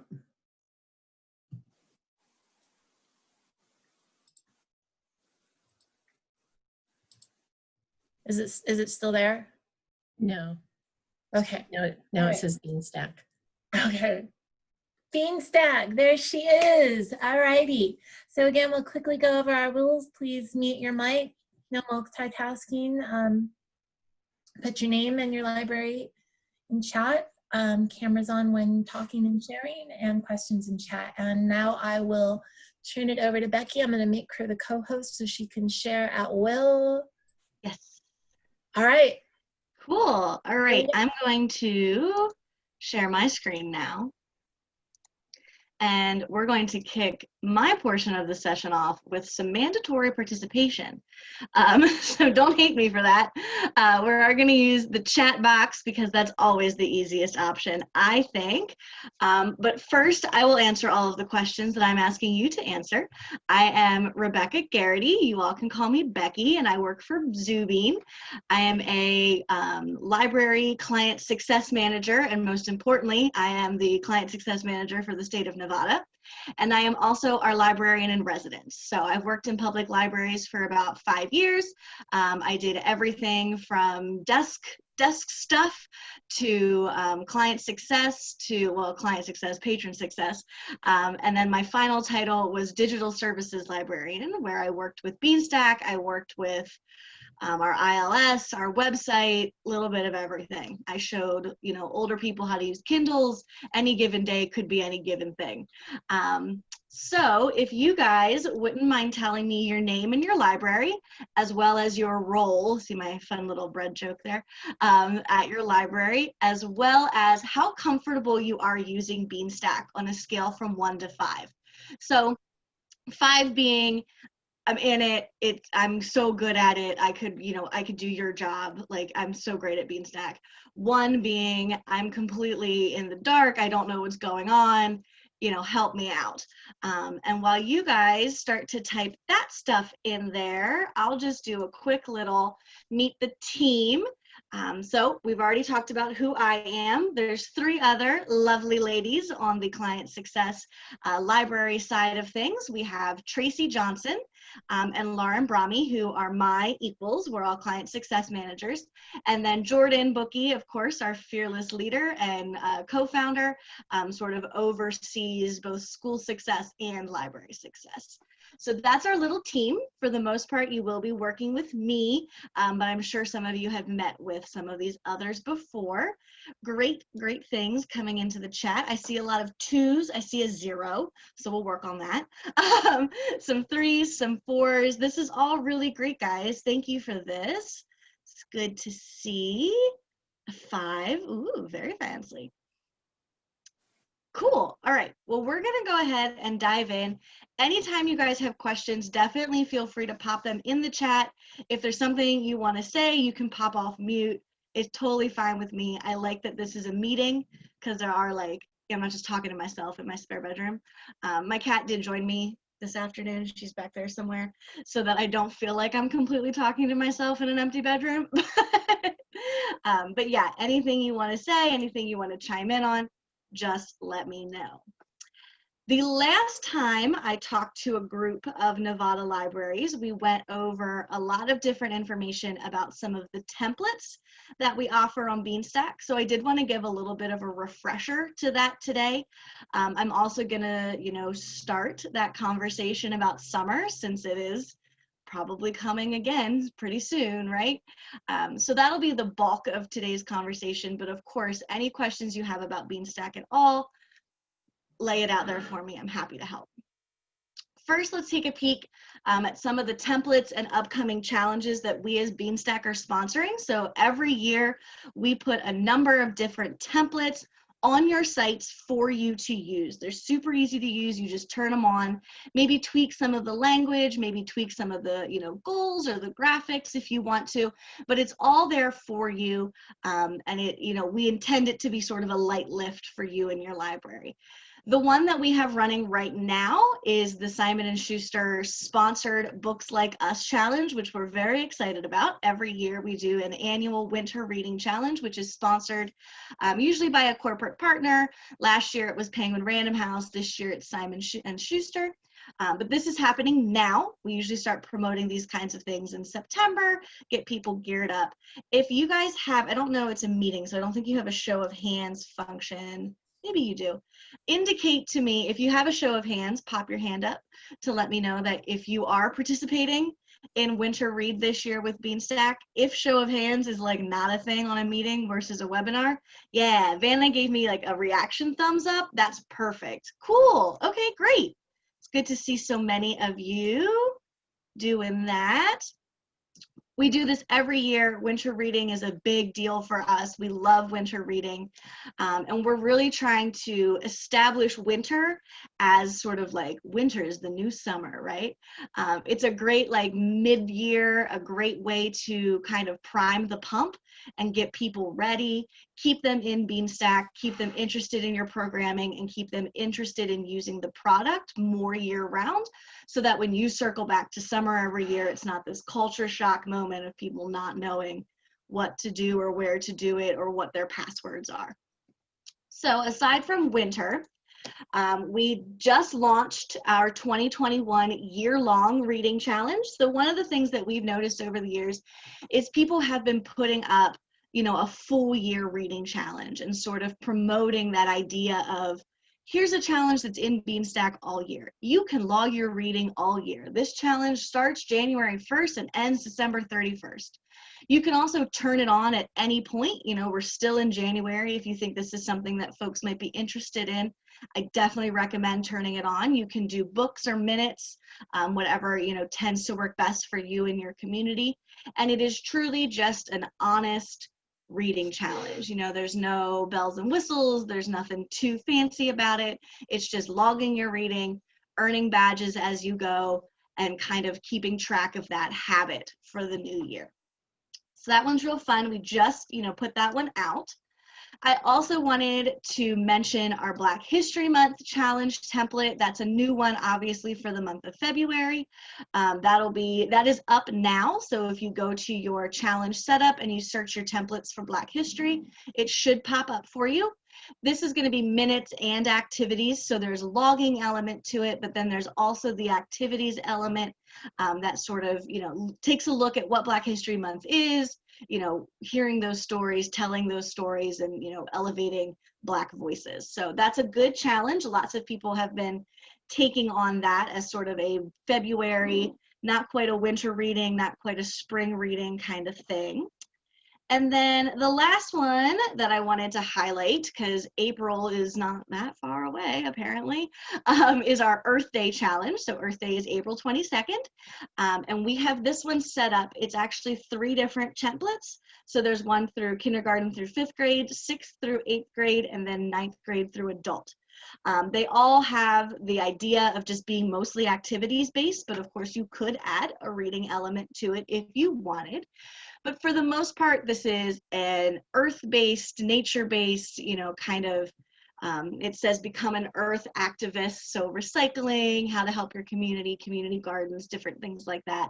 And just like fun, different ways to kind of keep the earth in mind. So another good one, another good way to prime the pump, as I'm probably going to say 30 more times, to prepare your patrons for summer.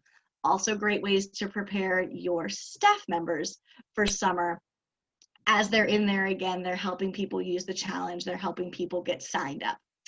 So those are the 3 templates that I wanted to highlight. We do have a couple other templates that'll be coming out in February and March as well. We will do a spring reading, of course. We'll also have our own summer reading template that will come out that you guys are more than welcome to use. We'll have more information on that coming soon.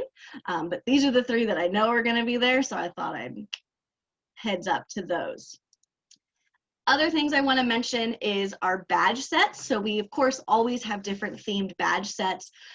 Some of the winter ones aren't as useful now since we're past the holidays, but we do have some more just like generic winter type badges in there. If you want to create your own Beanstack challenge, but utilize our artwork, it is always in there for you. It is ready to be used. So there's 6 different ones that are winter themed. The holidays around the world one is very much focused on holidays, so maybe not so much anymore for that one.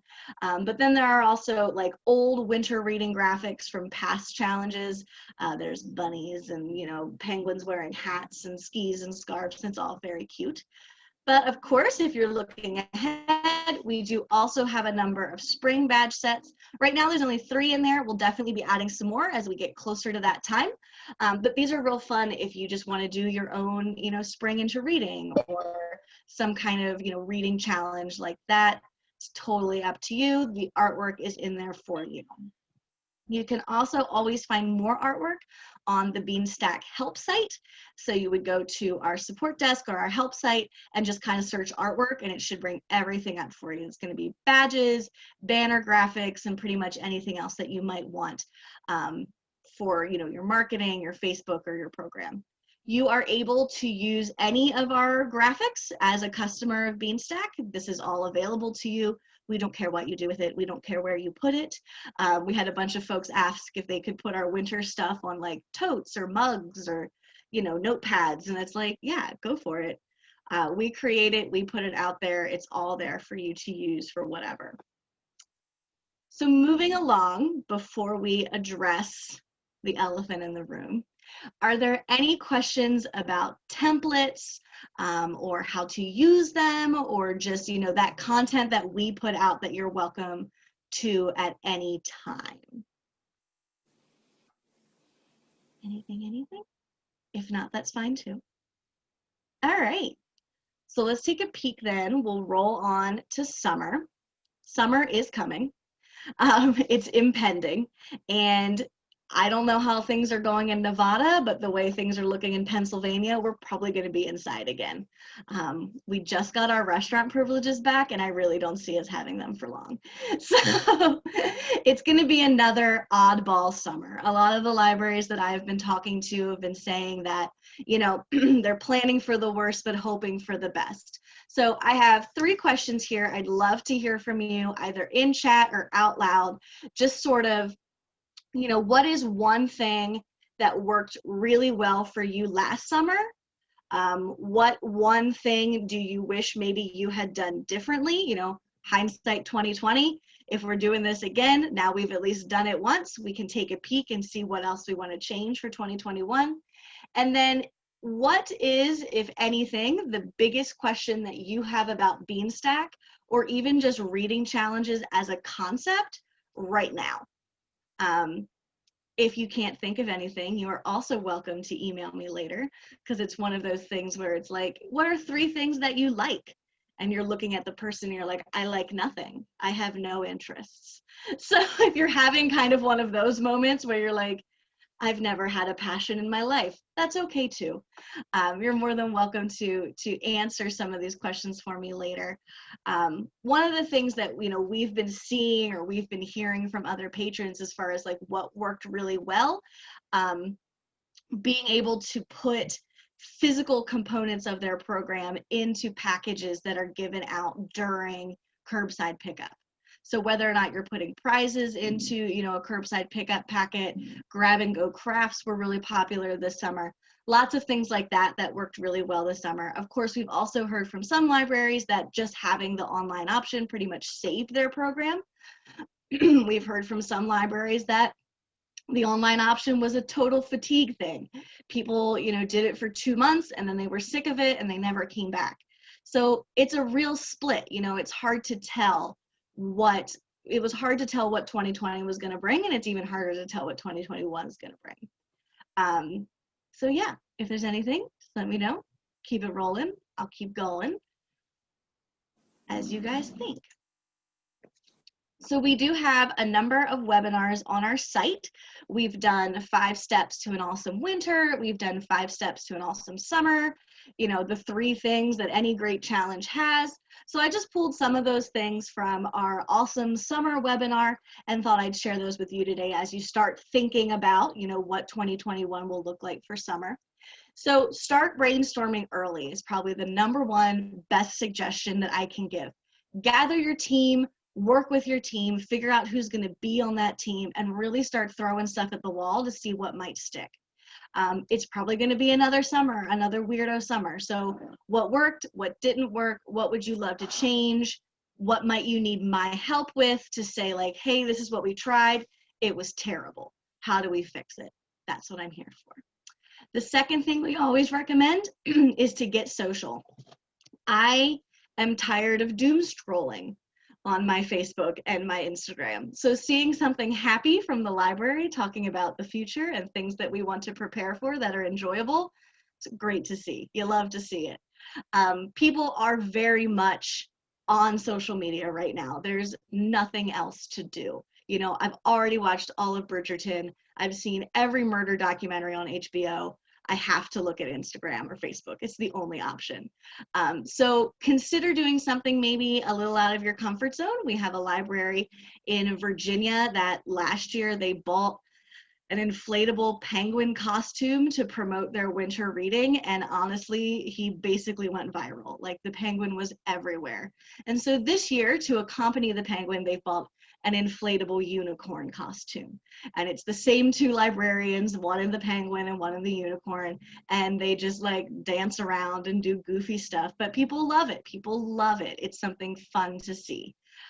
So really consider like, how can we use social media beyond just announcements, you know, beyond just like, hey, here are the dates, here are the times, you know, can we call people out and celebrate their successes? Can we celebrate community successes? What can we do? The other element to getting social, which kind of tucks in with point 4 there, to engage leadership and share with the community, is the idea of maybe setting some kind of community goal or something that the community can work towards together. We promote that a lot in the winter because winter is sort of a downtime anyway. People aren't looking to do things, they're cold. Maybe not Nevada, but here we're very cold right now. So setting that community goal, saying, all right, you know, let's say Carson City, we want to read 50,000 minutes this summer, and then keep people updated. People will get invested in that because they want to see you hit that goal. They want to get the prize. They want to get the free $5 ice cream coupon to your local, you know, ice cream shop if they hit that goal. That's a great way to engage people, and it gives you social content for the entire summer because you can always promote that. You can show people how it's going, and you don't have to really think about what you're tossing up there. Our third point, which should probably be the first, second, third, fourth, and fifth point, is to prepare your staff, right? Where are your staff is a good thing to consider. Are you talking to them virtually? Are you in person with them? Will they be in person with patrons? You know, find them, collect them, and then sort of start to hash out a plan for making sure that they're ready for a, you know, a completely virtual interaction with patrons, an in-person action with patrons, you know, kind of, this is now, you know, it's only January. We have plenty of time to start running through scenarios and kind of getting things set up. Are you going to have new volunteers? Will there be teen volunteers helping with your library program? If so, it might be worth it to give them a cheat sheet. It might be worth it to type something up that they can have stuck on the desk so that they always know what the steps are for that action. And of course, these are always things that I can help with too. We had over 250 staff members at the library I worked with, and I had to train all of them. From, you know, this is how we right click on the mouse, the whole way up to where did you find that HTML and why did you paste it there? I've probably seen it all. So if you have questions about staff training, it's one of my favorite things. I'm very passionate about it. Definitely feel free to pop an email my way. I'm more than happy to help you come up with a really good training plan. So number 4 then, engaging your leadership and sharing it with the wider community. Oh, Jamie, I love what you just posted. Jamie just posted that when we reached our community goal, we got cold water poured on us and Silly Spring sprayed all over us. The kids love humiliation. It was a fun reward. And that's exactly the thing. Like, how much fun was that? The kids loved that. That was something that they could work for, and it was a really great thing that they thought about. That's the importance of engaging that community. Maybe you've got like a really cool county commissioner, and you can like reach out to them and see, you know, hey, would you mind if we duct taped you to a wall you know, as a reward, or your library president is down with being turned into an ice cream sundae or something. Things like that are great. You know, talk to your local coffee shops, your local bookstore, small businesses, you know, maybe they're not in a position to donate something, but maybe they're in a position to sort of say like, yeah, we'll tack on with this, we'll help promote it, you know, to get people in our doors, or we'll help promote it and say, you know, this coffee shop is an official reading location for summer reading, or something like that. Or maybe, you know, they can give a 10% off coupon and help get some business in their doors as well. Community leaders are a great option, not the grouchy ones. I wouldn't go for the grouchy ones. We have grouchy commissioners. We don't engage them. We go for our mayor because he's goofy, but in like a good way. You know, shops, you know, people in government, you know, businesses around town. It's fun. It's fun to get the whole community involved in. And then people are invested because they see it as something that belongs to them, that is of them and is of their community, and they're more likely to participate. And then lastly, but certainly not leastly, keep it fun and keep it easy. We have activated and utilized the KISS method more than one time. Keep it simple, stupid. It's, you know, especially if you're taking a look and this is only like the second time you've done an online program, people maybe aren't, you know, ready or they're still like hanging on to the old thing. Keep it simple. You can zhuzh that up as much as you want when it comes to your rewards and your social media and your silly string and cold water, but when it comes to the actual program, the easier, the better. People will see it, it'll be straightforward, and your staff won't be mired in trying to explain this program to them month after month or day after day. So those are my 5 hot tips for an awesome summer. Any other anecdotes or questions are welcome at this point. So anything that anybody wants to say, lay it on me. And if not, I have some next steps for you. There's always homework. You can't get out of a conference call without homework. All right, it looks like we're okay. I'm gonna do is like a no news is good news sort of approach. So my next steps for you, we have 4 steps. If you've seen a template that you're interested in using today, or you maybe looked through those before and seen some other ones that you think might be cool, go for it. Turn it on, fiddle with it a little bit, set it up. If people, you know, it's kind of a low stakes time right now. February and March are kind of low stakes for seeing if something sticks or not. Pop it up. If people like it, now you know. People really dug the Black History Month challenge. We'll do that again next year. If nobody bites, nobody bites. And that's totally okay. You know, then you know, all right, spring is not the time for this library. We can try again in the summer. But now is a really good time to start trying some of those little experiments and seeing what people might nibble at. Try out a short winter or spring challenge. There's that prime the pump statement again. It is going to remind people that not only does your library exist and your challenges exist, but that Beanstack exists.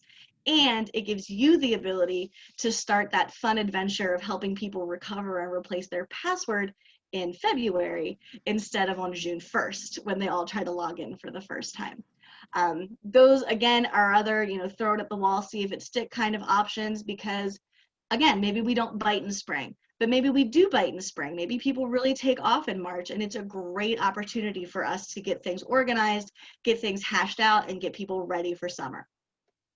You're also going to want to keep an eye on our emails, communication from me, communication from Jordan, for new spring and summer templates. I know one we have coming that I kind of didn't mention is the Iditarod, based on the Iditarod snow dog chase or race, but seeing as you live in the desert, I didn't know if that was applicable. But if you do decide to do Iditarod, I think that challenge will be coming very early September because the race is in March. If you just want an excuse to watch Balto and do like a whole challenge around, you know, getting vaccines to sick children, you know, this might be the year for that. You know, gotta call back to our history there. But yeah, we should see some really good spring and summer challenges coming soon, so keep an eye out for those.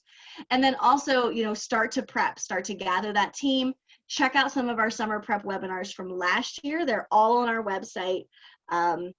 Just, you know, brainstorm, get those lists made, get those questions out there, start talking about it, because it's going to happen. It's going to happen soon. May will be here before we know it, and the sooner we can start thinking about these things, the better it'll be for all of us. So I think that's all I have for you today. I think I did it in 25 minutes. I practiced. So I did my best. But yeah, if there's any other questions, I might have 2 minutes left. So lay them on me. Feel free to unmute yourselves if anybody has any comments or questions for Becky. And this is your chance. You have her right here. So if you have questions or... Rebekah, a really quick question. Yeah. Do you know of any library systems out there who have partnered with another library as like a sister library to reach some kind of joint reading goal for otherwise? Yeah, that's a fun question. So we've definitely seen some folks that kind of partner, a lot of folks will partner with their school district to kind of promote and set that community goal. So the one that I'm thinking of is actually an Australian library, and I'm only thinking of them because like their summer is right now. So that's why it's like very hot in my mind. But they actually run the same challenge. So it's 2 different communities. They're kind of neighboring sister communities. They run challenges. They run, you know, the same goals, the same activities, and then they do track that goal together. So basically they decide, all right, between the 2 communities, we want to see if we can read 400,000 minutes. I don't know. I don't think that's the number. I think it's in the millions. They're big communities. Both of them will have that total goal on their site. And so while it may only be tracking, like their patrons are only going to see, like my library would only see what my library is reading towards that goal. Their library is only going to see what their library is reading towards that goal, but then they utilize that social media element again to say like, great job, you know, Melissa's library read this many, Becky's library read this many. That means as a total, our communities have read this many minutes, and we're, you know, 47% of the way to our goal. So it definitely, like, it takes a little thinking. I'd be more than happy to chat with you and your sister library. But that is definitely something we've seen, and I think it's a great idea. Thanks. Yeah. Anybody else? Anybody else?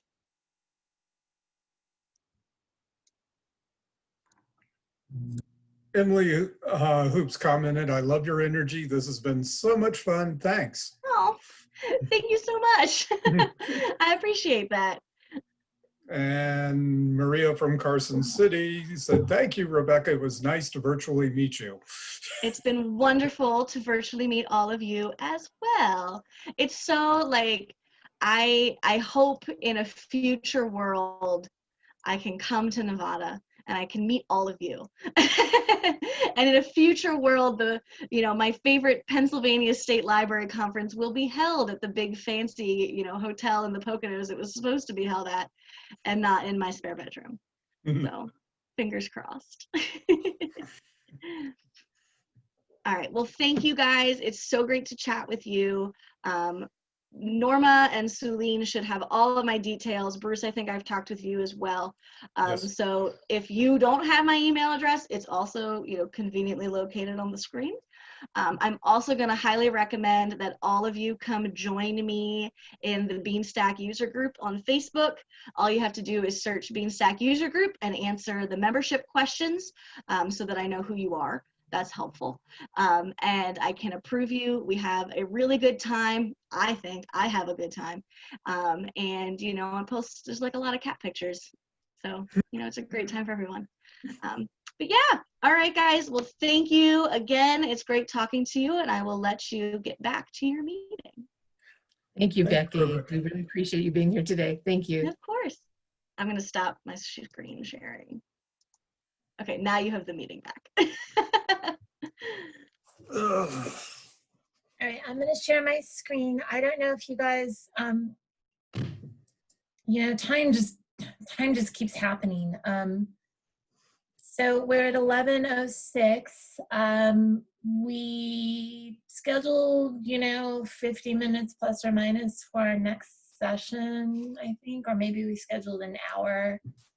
Do you guys want to just pop right into that or take a 2-minute break? Or Bruce, panelists? What do you think, panelists? Most of you guys are just arriving, but I think we can soldier through it so we get to 12. Okay.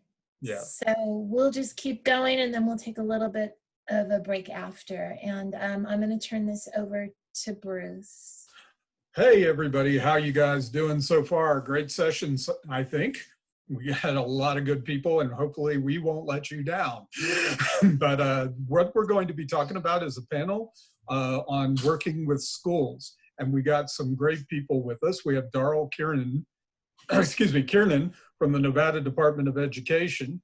We have Kendra Fox from Washoe County School District, and the wonderful, superb Beate Weinart from Washoe County Library. Pressure, Bruce. Yeah, and the super amazing Judy Hansen from Washoe County Library. And we're all here. To talk to you guys about making good partnerships between schools and libraries. And let's go ahead and start off with Darrell. Are you there, Darrell? I am. Good morning. Thank you for having me. Okay, and let's go ahead and talk about a brief history and background of partnerships from your level, and just introduce yourself real quickly. Okay, so again, I'm Darrell, and I'm with the Nevada Department of Education. I'm the K-12 English Language Arts Programs Professional in the Office of Standards and Instructional Support. And I took this position approximately a year ago. And it started with my first real partnership with libraries involved the Read Nevada partnership. And that was an effort over the summer to partner with librarians in promoting summer reading. And so on the state side, we were sharing out the Mayan collection. And the idea there was that could be an additional resource along with all of the great resources available at the library across the state. And it was the opening of a conversation for us to come together and promote summer reading across the whole state. Cool. And I attended a library journal classes on school partnerships and discussions, and that was with Resilient Together, and it was a 3-day event. And this is happening more thanks to the pandemic. These partnerships between schools and libraries. They they had libraries that had long established partnerships, and they had libraries that had recently developed partnerships. And we'll get to that in a bit. But mostly the one thing that I want you all to keep in mind, if you're from a school library or from a public library, is that we're not replacing school libraries. We're not replacing school librarians. The public library has a different audience from the school libraries, and it's important that you keep this in mind. The public librarians serve the public, and that's a broad range of people and interests, and we can't replace a school library, which is specific tailored librarian skills and materials and things like that. But there are things we can do to supplement one another, and that's what we're going to be talking about. Which brings up our next part of our discussion is how long did it take to develop the current relationship with schools? And Beate, Kendra, and Judy, if you guys could introduce yourself real quick. Starting with you, Beate. Judy Hansen, and Good morning, I'm Beate Weinert, and I'm with the Washoe County Library System, and I oversee youth services and library events. Kendra?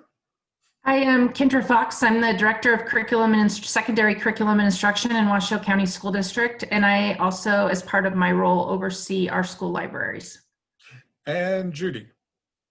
Hey, I'm Judy Hansen, and I'm a Youth Services and Library Events librarian, and I work with Beate and our wonderful Youth Services and Library Events team at Washoe County Library. Okay, so let's go ahead and let's ask Kendra to talk about her partnership with the libraries that she's, and how long did it take? Well, thanks to Beate, it didn't take any time at all. So when I first started my job 11 years ago, I did not oversee libraries. They were part of a different department. And I really couldn't figure out why libraries weren't part of curriculum instruction. And so as soon as the opportunity to do a reorg in the school district happened, I kind of jumped and said, I want to pull libraries into curriculum instruction. I think it sends a good message.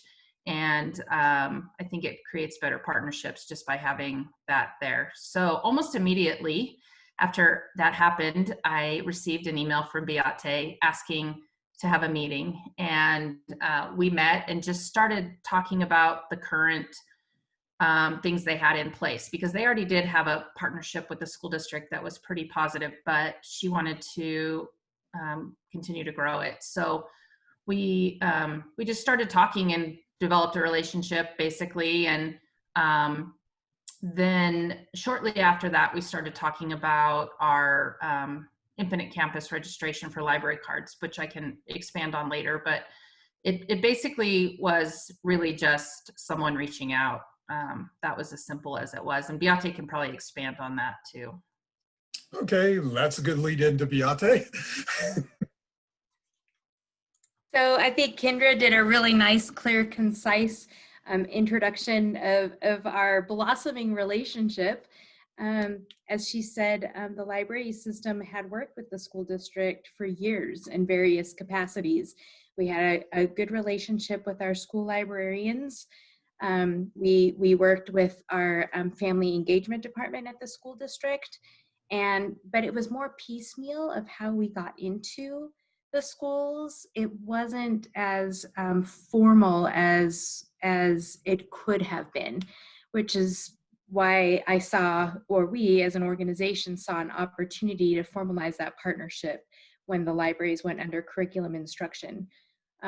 We definitely attempted initiatives over the years. You know, we did the kindergarten keys we would go into the kindergarten classrooms, read to the kids, and then give them a little key. And they were encouraged to come back and visit the library to get their library cards and get a free book. And then we did the first grade initiative, and then we did the No Child Left Behind third grade initiative.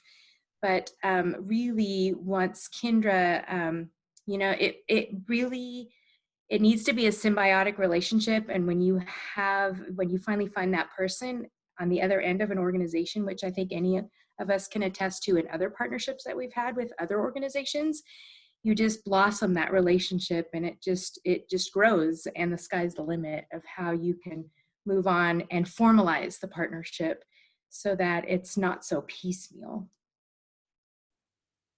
So Judy, did your library walk into that kind of relationship that it was already established? And how long did you have to go and reconnect with the schools around you? Well, what I was going to Administrative do today support. I'll leave that to Judy. Oh, I'm sorry. Okay, Judy, we had a little bit of a lag there. My apologies. Right, I'm sorry about that. What I was going to do today is share my perspective. You know, most recently coming from working in a branch. I've been working with Beate now for about 2 years. And, you know, just working at a branch, it's so important to kind of cultivate those relationships with the schools in your neighborhood, and doing, you know, your outreaches and inviting them in. And at Washoe County, we decided to make that a little more formal in terms of trying to reach all the schools in our area. So each branch basically has a service area and a map of schools that they're responsible for in their area. And we reach out to all the schools in a calendar year at least once is the goal. And, you know, that's just so important. And you know, my favorite memories of the branch, and I know that anyone who's in a branch now or anyone who has been, is when the school bus pulls up in front of the library. You're like, yes, kids!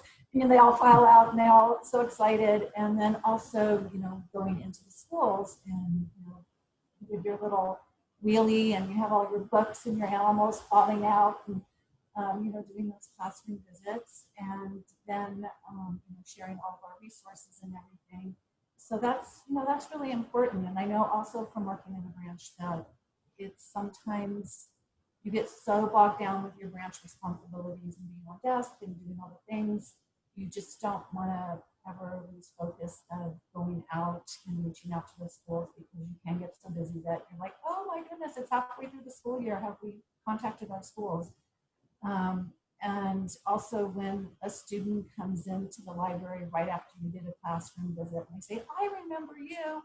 And to me, that's the connection, and that's why we're there. And each branch has that opportunity to, you know, build those relationships with our students and watch them grow up and be lifelong, you know, library users. But also, you know, we're there for the schools, because we're there when the schools aren't open, you know, on the weekends, after hours. We have the technology, we have resources, we have staff that are willing to help the students find what they need to find to make them successful. So, you know, it's just a natural, mutual, beneficial relationship. And, but yet, like Beate said, there's lots of little steps, and it doesn't just happen overnight. You have to cultivate it daily.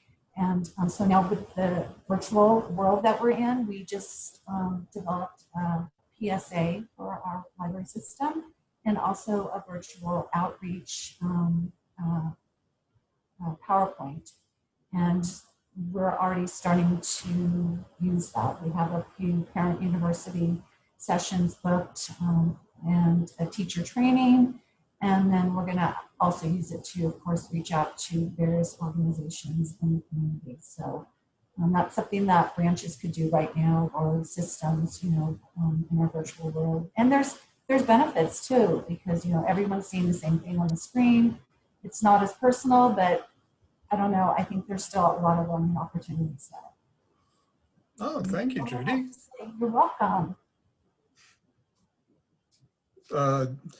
But there are some obstacles we're going to encounter when we try to reach out to schools and schools try to reach out to libraries.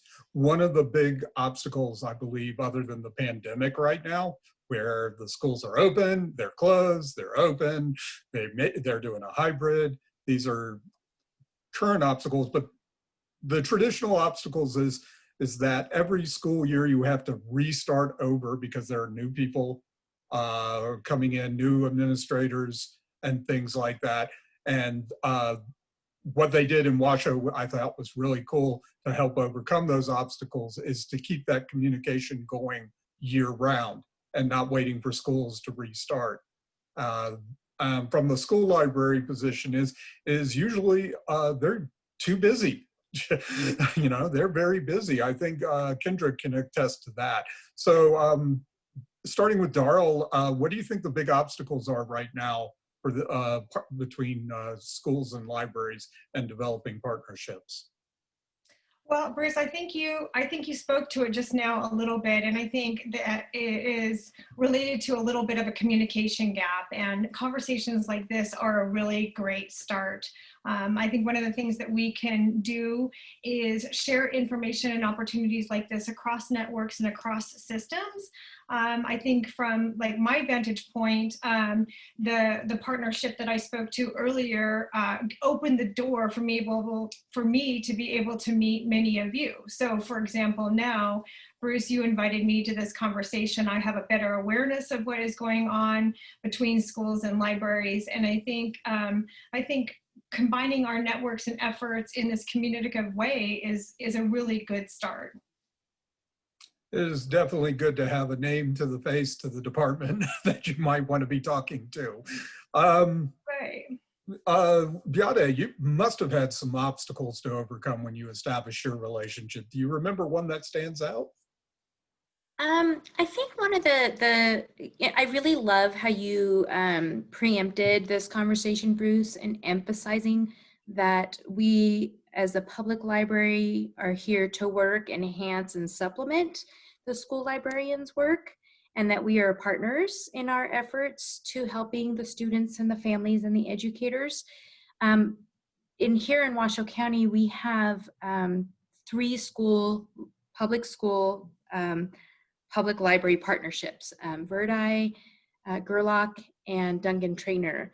And some of those obstacles, when they were first established, one of them was before I was with the library system, but there's differing philosophies. You know, the public library is for everyone, and it is up to the individual of what material they check out. Intellectual freedom. We don't monitor, we don't judge, we don't say, oh, that's not appropriate for your age range. So in the public library, that is our role, to provide the resources for the individual to choose what's appropriate for them. But at the school, in a school library, it's in loco parentis. And so there were some obstacles in merging those 2 philosophies so that we could have a complete collection available for the public library hours, but still meet the demands appropriately and support the school library and during the school day. And so I think that is something to consider when you're going into a partnership with the school, is just be mindful. That's just an example, but be mindful of those differing operating philosophies that are the responsibilities of, for example, the school versus the public library. And then the other challenge that we faced, and I'll go into that one a little bit later when we talk about our library card challenge or our library card project, was even though we found a tool for families to say, yes, I want my child to get a library card, the family still needed to come into the public library to pick up a library card. And that was definitely a barrier because, yes, families and children and teachers want access to hard copy materials in a library system, but we have a plethora of online material that they didn't have access to until they picked up their physical card. But I'll leave that one hanging on how we worked through that one with, ironically, one of the good things that came out of the pandemic. But I was hoping maybe Kendra wanted to address more the operating philosophy of a school versus the public library. No, that's a good segue. Kendra? Yeah, so our school librarians, they have a crazy schedule. Many of them don't, especially I'm thinking about the elementary, they see every student in the school at least once a week, sometimes twice a week. And so, and classes are backed up right on top of each other. And so, and we encourage them to teach, even though they aren't teachers. They are, they can be hired without really any library training, and then they can work towards getting an associate's degree in library science and things like that. But so the busyness and all the students and some of those things, I think sometimes become a little bit overwhelming for our librarians. And so especially the elementary, the middle and high are certified teachers. And so it's a little different situation, and they don't see all students. And so I think when we started to talk about how we could partner, we had to consider some of those things also, and the timing and the timing of the projects and things like that, just to keep it. Also, the position tends to turn over a lot. So we're always training new librarians and getting them up to speed. And so it's those are challenges on our side. And then when you say, oh, we have this partnership, you just add to it. So we have to be careful with that. Did I answer your question, Beate? I wasn't sure. I was kind of rambling. Not too rambling, but You got most of the points. Yeah, that was definitely what I was, coming from the school perspective. And also, do you mind elaborating just a little bit on the responsibility of the teachers and the librarians as far as appropriate material? At elementary? Yeah, probably. Well, middle school, I suppose, too. Oh, so potentially high school. Checking out of material. Oh, sorry, I wasn't super clear. So it actually is the biggest problem we have is at the middle school level, actually, because of the wide range of reading levels that happen in those grades 6 through 8. And it's something we didn't realize was we've always had 7-8 grades 7-8 in middle school, and just recently we've added 6th grade. And when we did that, we completely overlooked the fact that 6th graders would have access to 8th grade reading material. And what many parents view their 6th grade at, they're still pretty young and don't necessarily want them reading things that an 8th grader would do. And it's something that we just didn't even, it didn't even cross our minds when we said, oh, moving 6th grade to middle schools, it's a great thing. And so we've really had to work with our middle school librarians on working with the 6th graders and the 6th grade parents on, no, we don't want these books banned. We need kids to have access to them, but you need to talk to your child about making good decisions. And then the librarian will also support the student in making good decisions also. And so, and then in some cases, there's a few books that we put behind the counter. Off the top of my head, I was thinking of some of them by Ellen Hopkins. Those kind of go behind the counter. And so if a student wants to have those books, we do dig a little deeper into the situation, but very few of that goes on. At the high school level, it's a little bit easier because the kids are, older. And then at the elementary level, we do work with the librarians a lot on placement of books and how to organize the libraries. So, and it's actually a common sort of discussion that we have because people have very strong opinions about one side or the other. Do you have an easy nonfiction section, or do you shelve the books with all the other books? And not having a library background myself, I was a math teacher.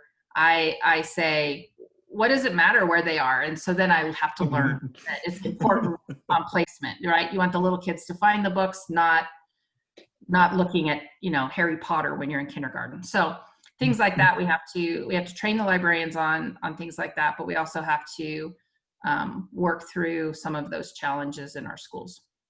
Yeah. That's a common one among children's librarians and public libraries is, where do you put the books? I never knew that it was even a thing. There are academic papers that are written by the thousands on this subject alone. Let's talk about the, we didn't hear from Judy. Judy, do you see any major obstacles that you have to overcome? I think just going forward is, the uncertainties of what we're going through, which is obvious, everyone like that. I'm But sorry, just, Judy. Okay, your mic came in now. Oh, I'm sorry. that's okay. So I was going to say, just, everyone knows our current situation, so that in itself is an obstacle, and just not forgetting the importance of, working with your partners in the school district and still reaching those kids. We're currently working on ways to reach our teen market more. So, just being diligent and just knowing that it's all going to be back to normal, hopefully someday, and that these relationships are going to be ongoing forever. So we just want to keep thinking of creative ways to enhance, our relationship with the schools, because we just, everything we do is for the kids. So that's my word. Okay, let's round this out as especially talking to you, Darrell, because you're pretty much the future lady. What do you see the future of these partnerships? Well, I think there are a lot of opportunities. I want to speak to just a couple. In terms of the state work and our organization, we recently started in collaboration with the University of Nevada, Reno, a Nevada Adolescent Literacy Network. And right now it's just ground level work, and we have a steering committee, and we've included, I think I saw Mela, her name there. We've included librarians in that network, and that's an effort, I think, to share across networks and collaborate together. So that's one way that I see the state being involved. The other piece for us is Nevada Reading Week, which has been around for over 30 years, but we have a brand new committee, and Beate is serving on that committee. And I think that's been another way that I see us partnering in the future. I'll just give you one quick example. I'm the chair of that committee, and this year we wanted to develop some book lists. And I can honestly say I am not able to keep up with all of the current literature, good books across all of the levels. And so it was librarians who developed the book list to recommend for Reading Week. So it was a school librarian, and then Beate serves on our committee. And so once the school librarians collaborated on that work, it was a Washoe County librarian, and a retired librarian. And then we brought that back to the committee, and Beate was able to look at that list. And so we had a little bit of vetting. And I feel like that was, and just out of the corner of my eye, I see an email outreach just from this conversation about teachingbooks.net. And we have included links to teachingbooks.net for all of those titles. So I would just like to continue fostering those sorts of partnerships and discussions in the future. Thank you. And let's, Beate, how do you see this, the future? I think Daryl made it easy for all of us. Yes, she did. And it, as mentioned and from a few of the panel members, it's just keeping the conversations going, continuing to meet, and again, an ironic benefit that's come out of this pandemic is, for example, this workshop, our summer reading workshops over the years statewide have been a challenge, especially for our rurals. And when it's in the north, that's great for the northern half of the state. When it's in the south, it's a little more convenient for the southern half of our state. So I think we want to continue to make efforts to meet virtually like this, to keep those relationships going, keep the conversations going, and also taking it into the classroom virtually as appropriate, or into, as we're doing hybrid models for the schools, getting creative of how we can continue to reach out and meet with the families and the educators and the students, and just reminding each other that we are in it for the same goal, and we want to work, we're better together, stronger together. And let me just add from the Nevada State Library perspective of what I see out there. The pandemic has changed our libraries in a fundamental way. We're more digital now than ever before. And the use of our databases have gone up. I think Norma can testify to that. And our digital book collections through Myon and through our teaching books. And you all saw the wonderful presentation we had from World Book about the opportunities. And what we can do in the library is help develop the skills of people who, like Kendra, who weren't librarians, who came into libraries and are suddenly like having to answer reference questions, having to work programs and things like that. And this is where the libraries can help develop a good relationship with the public libraries, because we offer a lot of workshops. Siouxland offers a lot of continuing education opportunities, and we want to bring in the school libraries into those opportunities as well. And also to help us, help them help us with summer reading, because they have a lock on teenagers that most public libraries don't have. and through cross promotion is only going to get stronger. And given what it might be coming down the road, or what is coming down the road in regards to job training and school placement, college placements, and the digital inequity we have for people that libraries can fill, this partnership is going to get a lot stronger, I feel, in the near future. And Kendra, do you have something to add to that? I don't think so. I think you wrapped it up well. Yeah, you know, I mean, public libraries serve everyone, and they can, if we can have training for people in certain fields, we can definitely help the schools, libraries with their skills and developing their education. And which leads me into the next part, is some immediate suggestions that I got from my seminar with Library Journal. How many of you, just quickly, how many of you have newsletters? You know, you can answer verbally.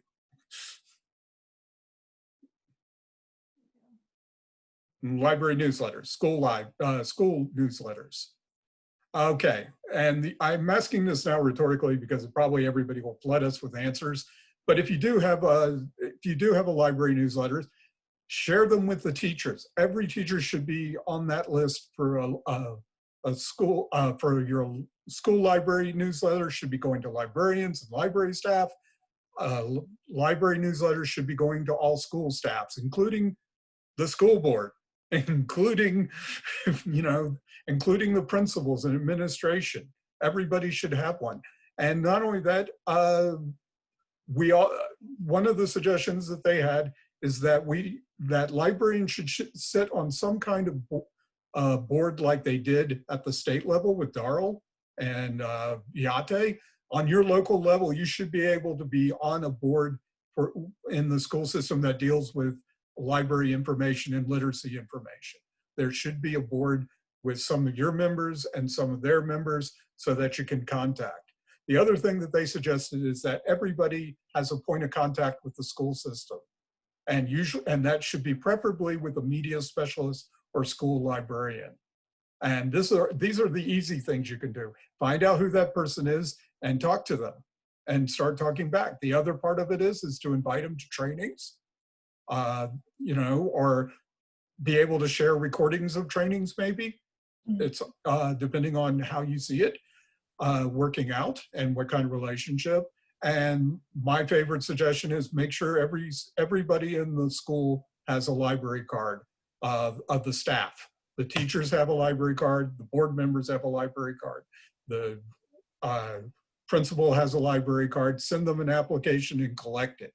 And keep doing the outreach, which is always something to strengthen those bonds. The main thing, I guess, what my point of this part of the easy things for you to do is to share information and have a way to share information that's consistent and that you're represented on their boards and they're represented on yours. Get a retired teacher or get a current teacher to go on to the school, to the library board, become a library trustee.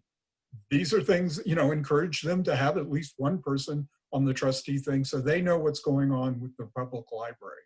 And finally, school librarians and public librarians need to share links. You need to have a link to the school system and they need to have a link to the library system on their webpage so that everybody can access these things. And these links can be just to the library itself, or how do you get a public library card? Okay, and we do have a comment.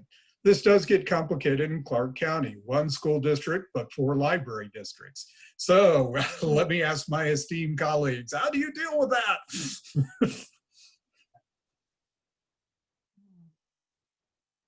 Starting with you, Darrell.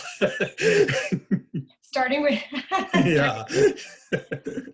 Well, I have to tell you that recently I've learned a lot about the library districts, and I have to just admit that until someone reaches out to me to let me know, you know, exactly what the needs are locally, I probably don't have answers for that right now. The way that I deal with that is through the contacts that, you know, I've made with you and others. And so when you were speaking about links, for example, on the state web pages on Nevada Reading Week, I have links to the state library system, but I don't link out to any of the specific library districts. So my answer is if you have information that you think I could push out throughout the state, please contact me, because I believe it was Judy who spoke to it earlier. So, you know, after this call, I'll get into my particular department, and I will probably rely on you to help me navigate all the different,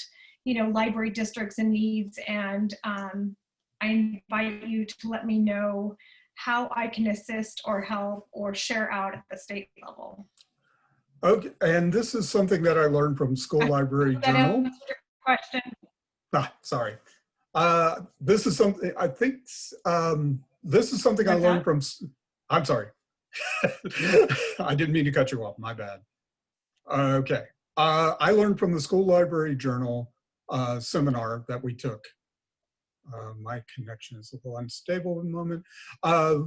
One of the things I learned from the School Library Journal seminar that I took was that there were library systems facing the same problem, where they have 4 library districts, and what they did was they got all the library district supervisors and managers, district leader, the head of the libraries, let me just put it that way, to meet a panel, got a panel together, and they agreed that all the students have access to each person's library.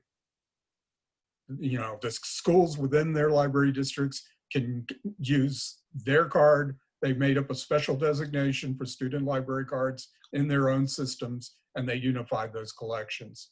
And the other thing that they did was they had a book drop for library materials at every school, so that the kids could drop off their materials. They would get sorted and sent to other libraries. They developed basically a partnership of those libraries in that region with the school board and the school district. So that would be one of the things I would suggest, is get them together to agree that these cards can be used.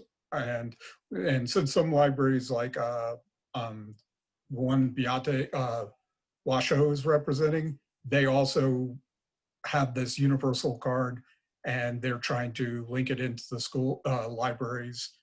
I think she can talk about that a little bit more. But this was a suggestion that was made in Library Journal, was to bring together all the people and develop an agreement between the libraries when it comes to students checking out materials. And they expanded it into adults and children as well, so that no matter what library district in that area in the school system, they can check out materials and return them at any library. I hope that answers, Betsy. Bruce. Yeah. Excellent. I want to add that it's super complicated. I understand that. But one thing that Clark County School District and all the 4 library districts have in common is the databases, right? And I don't think Clark County School District buys that many more databases for their students. But I know they all use teaching books and they all use World Book. So you have that resource, at least, like all of you libraries have the same databases that the school does. And contrary to what Bruce said earlier, our database usage has not gone up. Oh, I thought it did. No, you would think it would have, but I actually pulled the stats and it dropped dramatically during the past 8 months. So that's another way we can all support each other.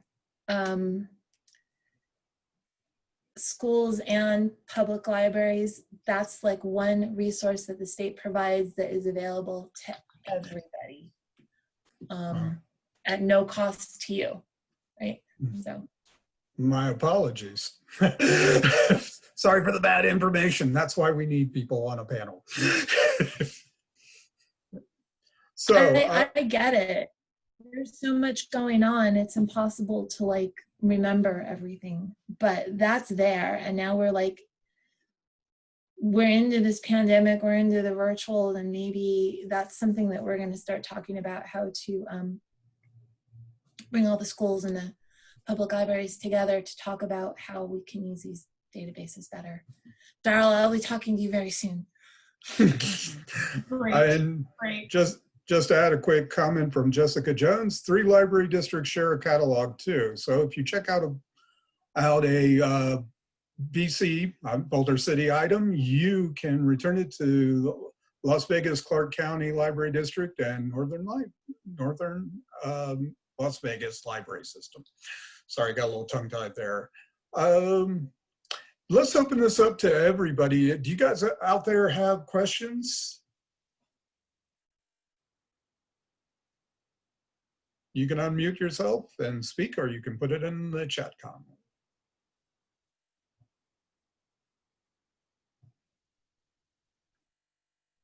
All right, so here's a question. I'm a public library. What's the first thing I can do tomorrow to start this off, to work with my schools? Well, Judy, your field, you're a public library. What's the first step? Well, I would, I think the easiest thing we're already doing.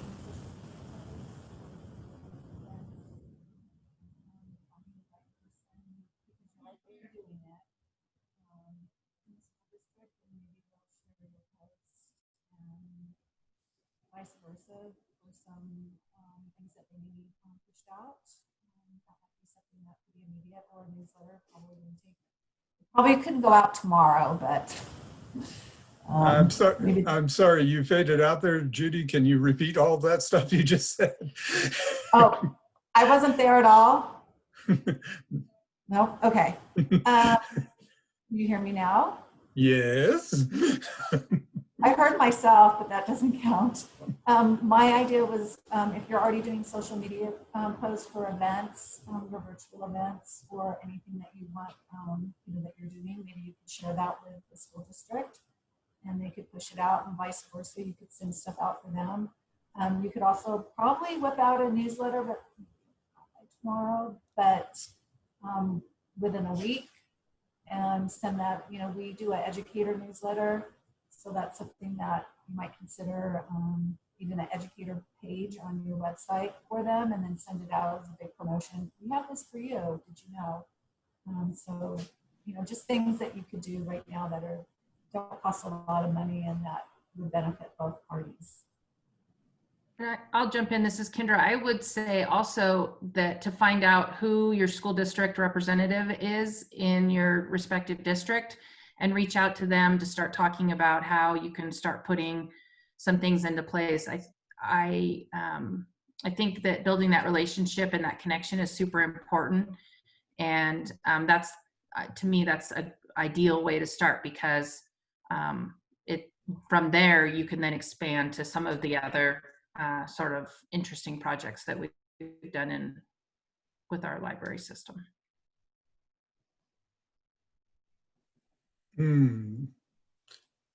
What do you think, Sue-Lynn? Oh yeah, I'm in the weeds. I'm one of the weeds people. Like I like doable tasks, right? And I do like the sharing of the social media, the retweeting and the resharing on Facebook in both directions. Because as Becky from Beanstack mentioned, we need some good news, and we're tired of the doom scrolling, and we don't have anything else to do but look at Facebook. That is absolutely true on my part. So thank you for that. I'm just going to read a couple comments.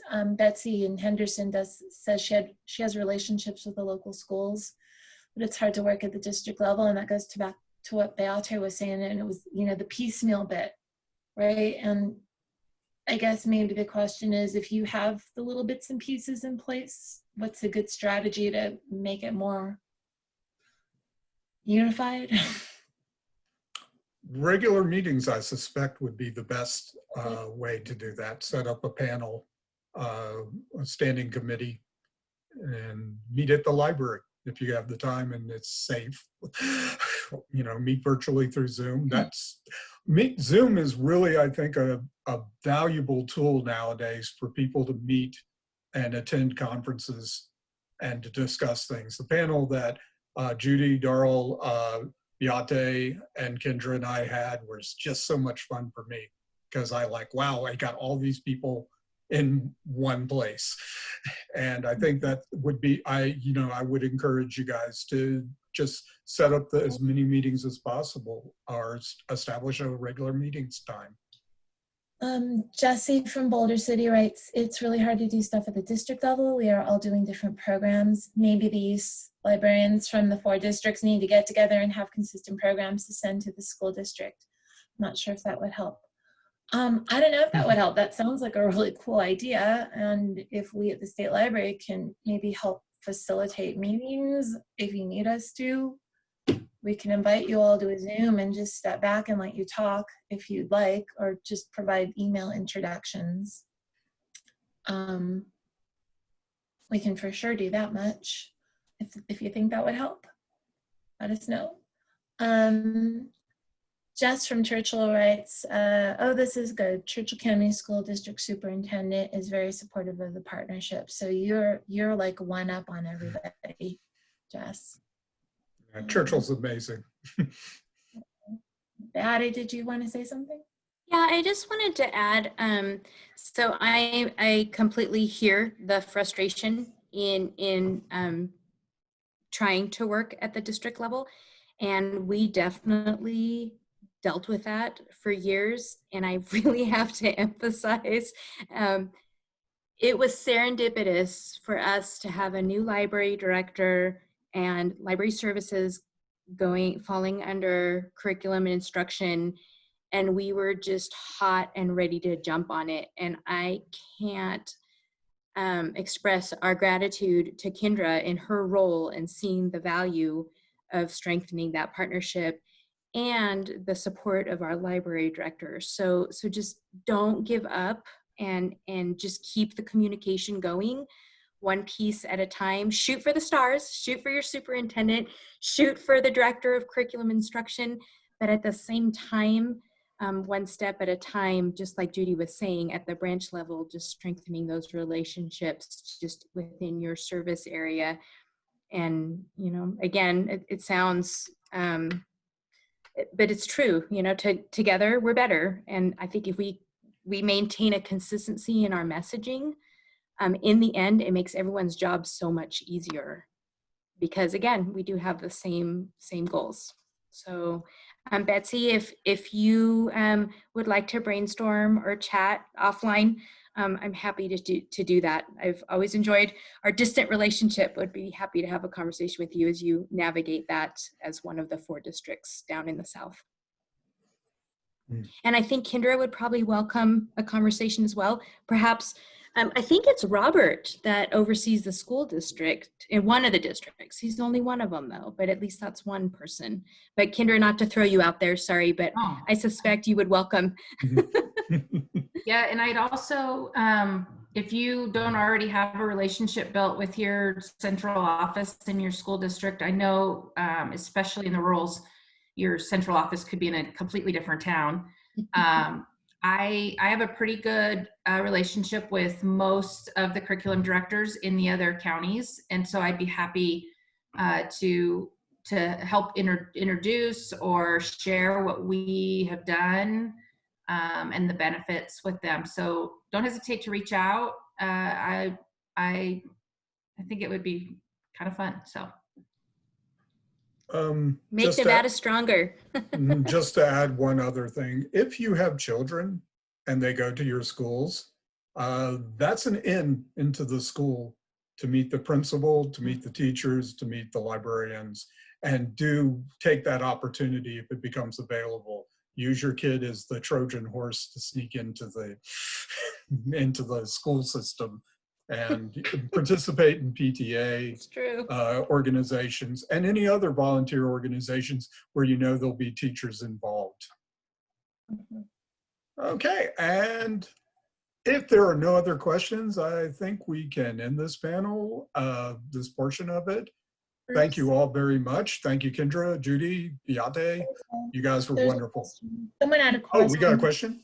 What's that? This is Mayla from the Washoe County Library System. I just had a couple of things. I've done a lot of outreach at my service area schools. The CRP Library is sort of in the middle part of the city, and we serve of Reno, and we serve a lot of Hispanic Title I kind of schools, high Hispanic populations.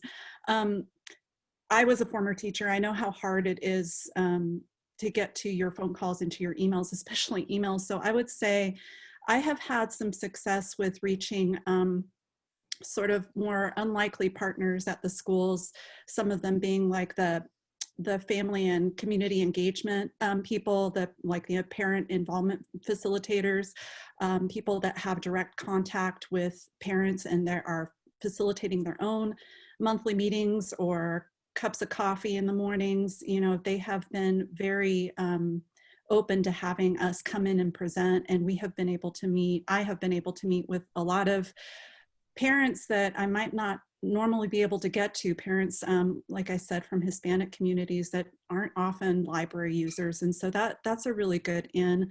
I've sent many emails, you know, asking, can we come to your family literacy nights at the schools, elementary schools, middle, high schools, reaching out to certain grade levels. And I would just say that persistence is really key.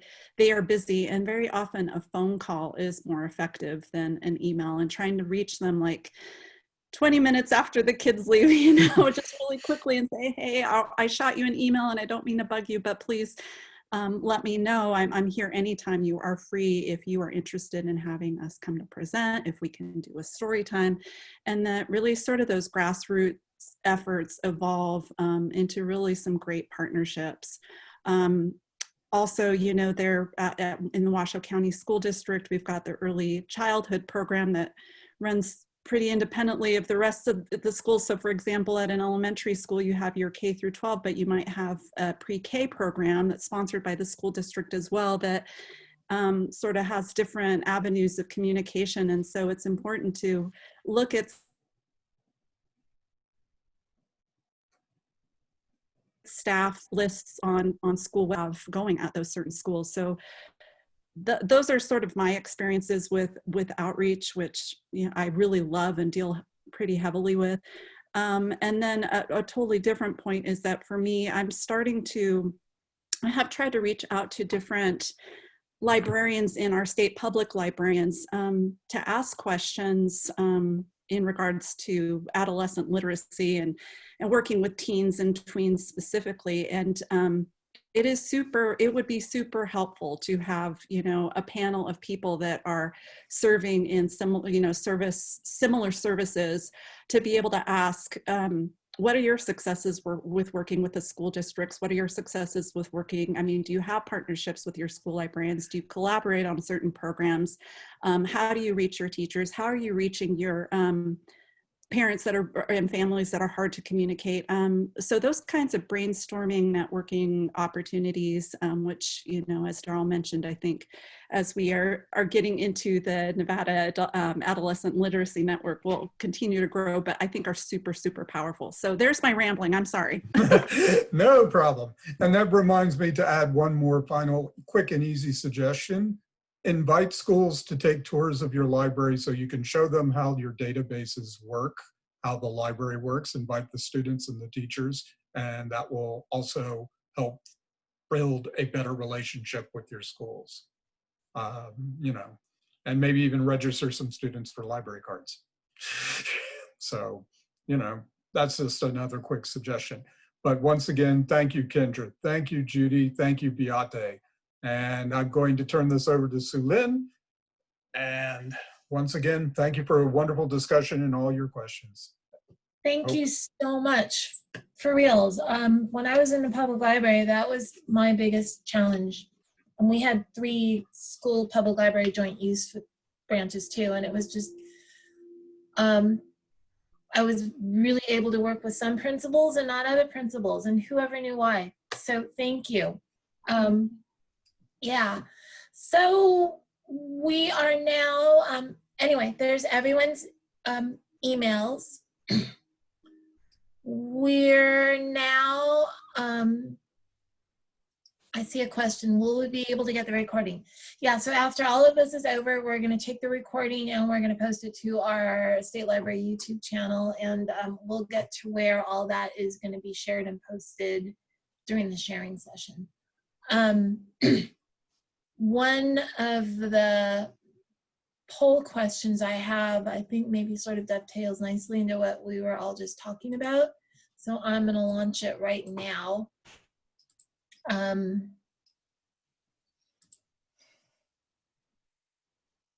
Quizmaster Bruce.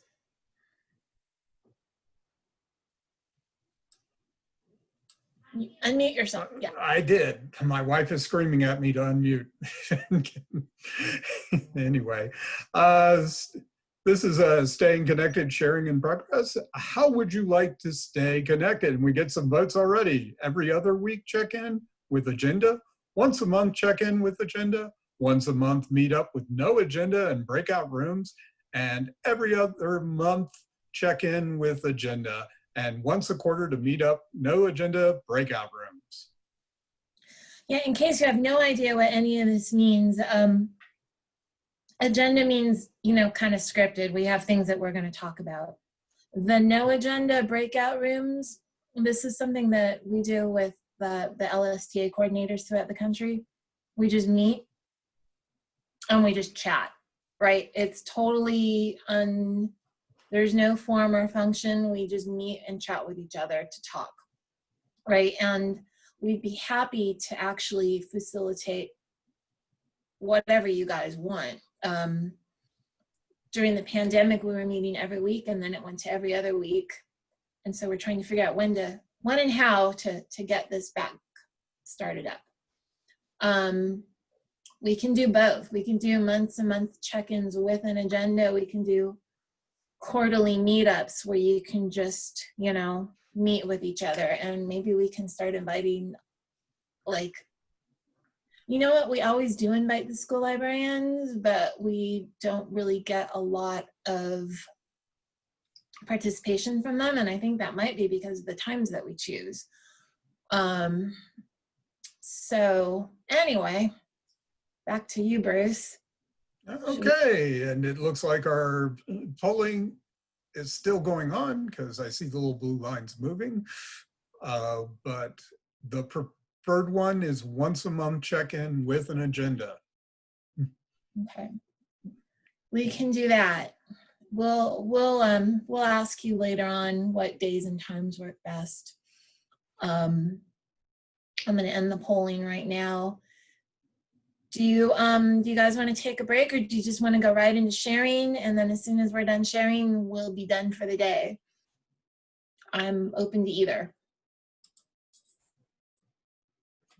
We should have made a poll for that. I know, right?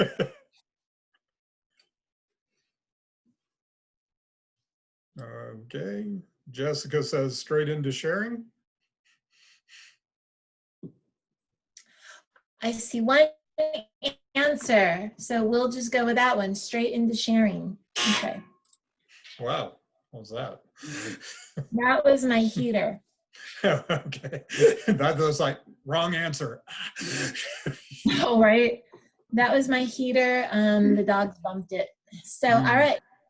We're gonna go right into sharing, and we don't have a lot on the agenda. We're hoping you just came ready to share with everything you got, but the first person that we have scheduled, the first people we have scheduled are Maria and Jana from Carson City Library.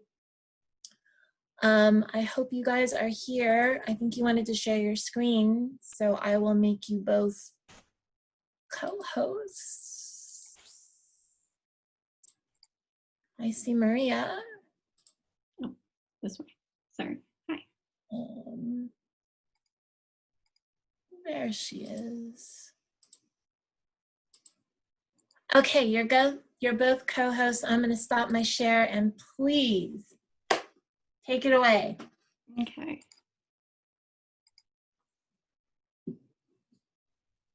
All right, do you guys see that image okay? Yes. Perfect. Were we the only ones who signed up for today? That's exciting. All right, so for those who don't know me, I'm Maria. I'm the Creative Learning Manager at the Carson City Library. And Jana's here too. Jana, do you want to introduce yourself? Hey everyone, so I'm Jana. I am a Senior Library Assistant in the Creative Learning Department. I mostly just help Maria with everything I can. Yeah, so our department does all the programming and events for our library. And we just wanted to share our takeaway from this past summer learning. And we did take-home kits, which it sounds like some of the other libraries did that as well, or maybe variations. So this might not be all new for you, but hopefully we have some different ideas peppered in here that you'll get something out of it. So for our take-home kits, we did make these for all ages. And just to go back over what our summer learning challenge entails, we do this program for all ages. But we do break it out into 4 different age groups. So we have our newborn to 5 years, 6 to 11, 12 to 17, and then 18 plus. So all ages can participate, and it's usually reading based, but we do like to have extra ways people can earn tickets. So we use our Beanstack. We use Beanstack for this, which is nice. And the ways that we typically have people earn extra tickets is by writing reviews or attending programs. But with how last year was, we wanted to give them additional opportunities. So a lot of our programs last year were actually all of our programs basically for last year were all virtual. But we did know that not everyone was able to participate virtually with us. So we wanted to give them an alternative way to still earn extra points and participate in our program. So we made our take-home kits, and we did get a lot of great feedback from people on that. And this was also a great way for them to get away from the screen because everyone was going virtually last year, so it was kind of a nice break for them to participate in that. But basically our take-home kits consisted of 12 to 20 activities, so it had a lot in it. And these activities were actually provided to us by CSLP, like you all probably received those additional resources. So that was a huge help for us to use those pre-made resources and just pull and put them together. We created badges in Beanstack for all of these activities. So if they completed one, they would get an extra ticket for each of those completions. We also included supplies for at least one of the activities in each of these bags.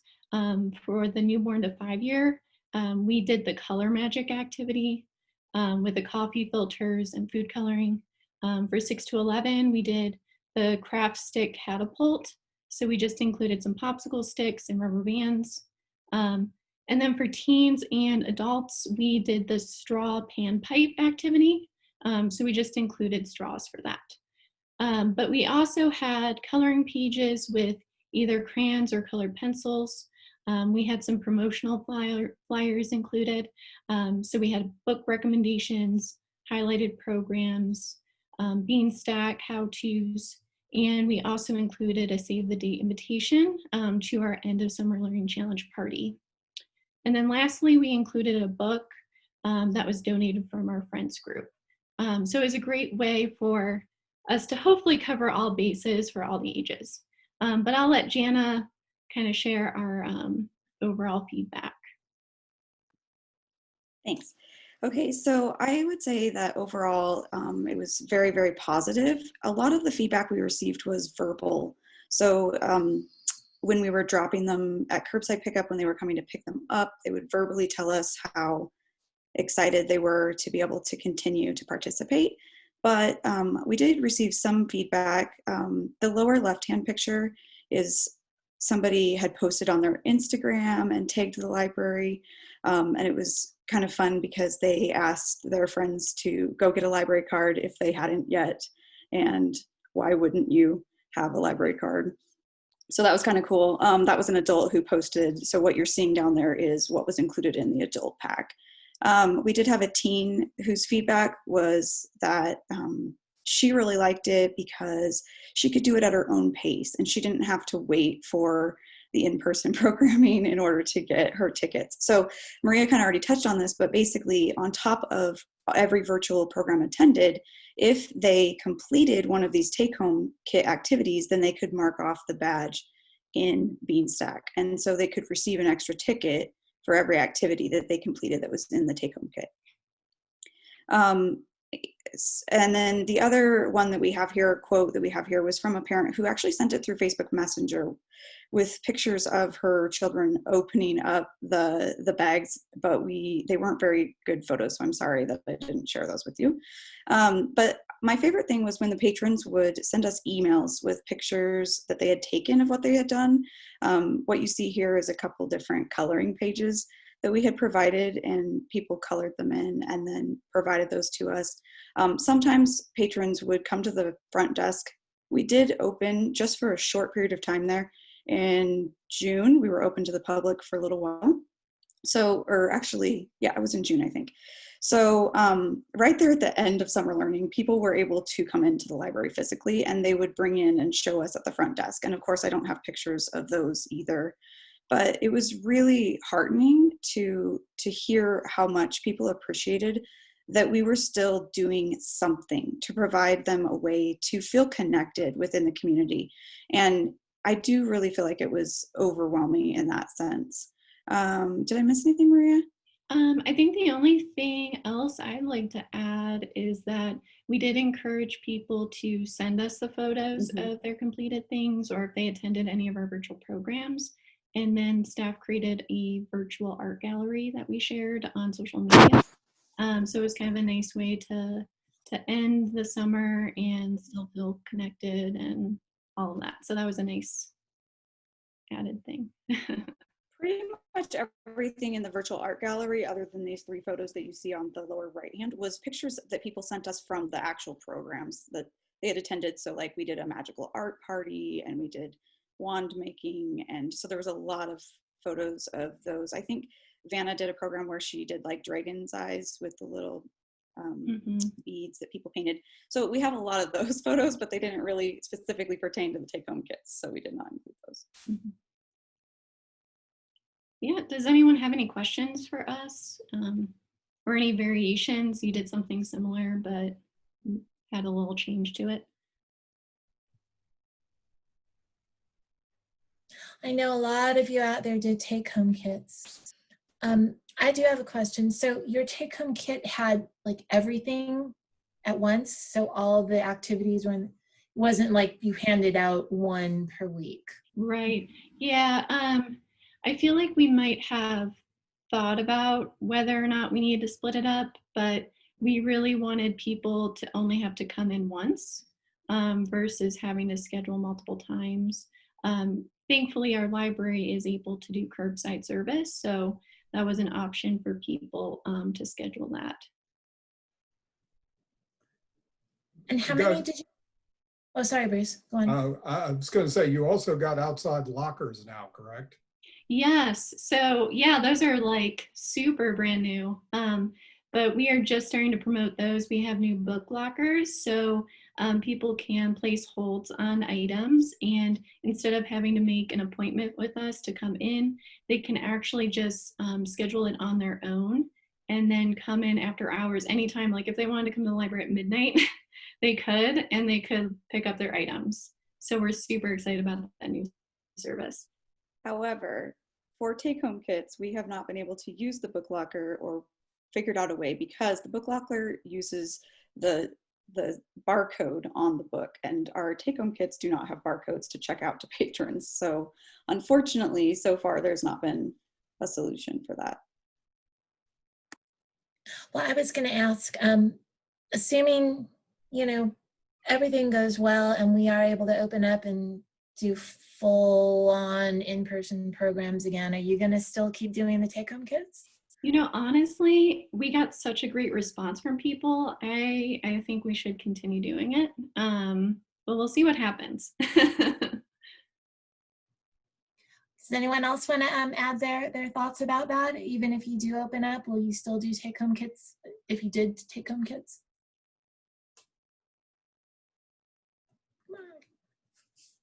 All right, Mandy from Pershing. Mandy commented, we are so small, we can have our summer reading kids and parents come the whole week to get each kit. We'd started again the next week. We supplied everything, including glue and crayons and markers and projects. Right, isn't it amazing how many people don't have crayons and glue at home? Right, that's something I always have.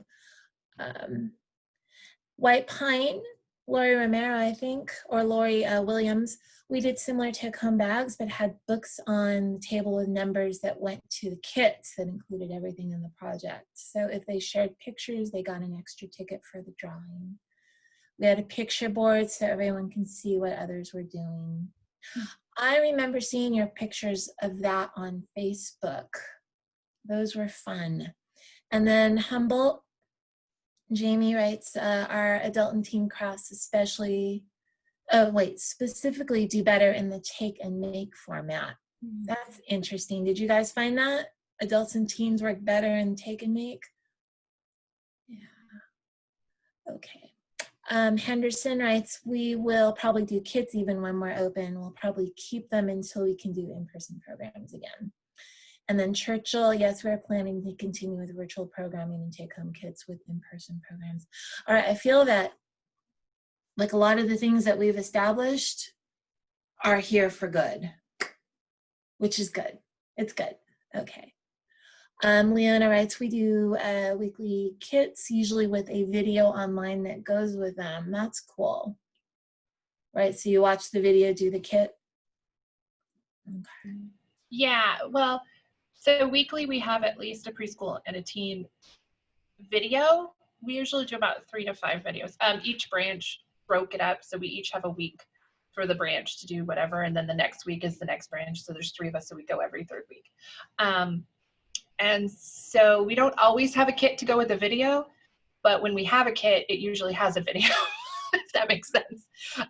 But we have been finding that the kits are super popular, and we don't always get huge amounts of people watching the video that goes with the kits. So we have been talking about maybe doing a few more kits and less of the videos. It just depends, you know.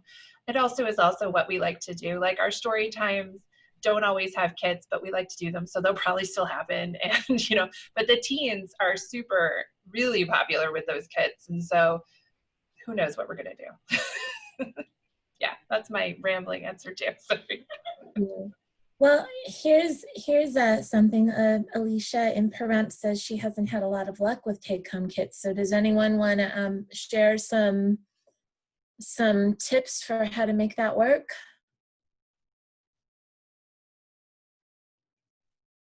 She also writes that they have virtual story times that go with a holiday theme, and patrons are supposed to come in and get the kit, right? Yeah, so what's your best way of promoting? Anyone, open to anyone.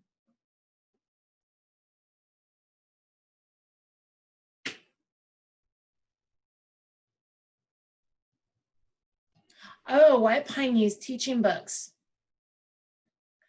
Yeah, anything on teaching books, and they're going to present tomorrow. You can get a little QR code and slip it in with your grab and go, and hopefully your patrons will be able to access that if they have internet connections. But yeah, it's super helpful. Promotion, Pershing used Facebook and word of mouth, tiny town. Tiny towns are very good for that, letting everyone know what's happening. All right, shall we move on?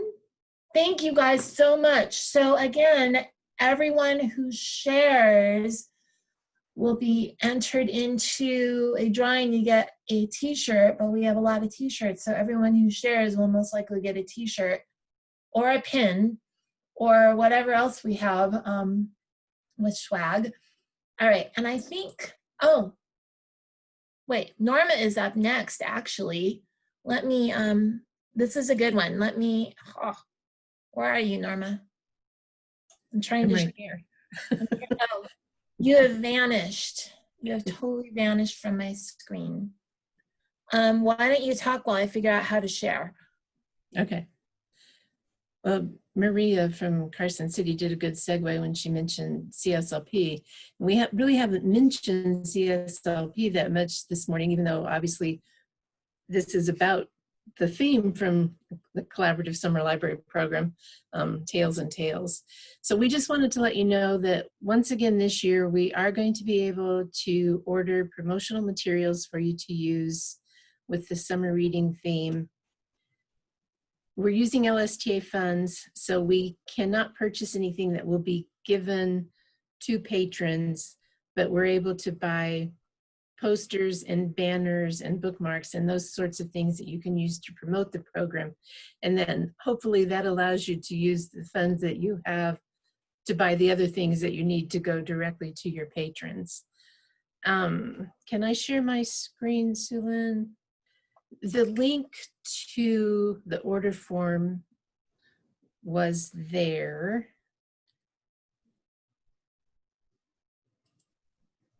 I placed it in chat. Okay, perfect. Okay. Okay. Are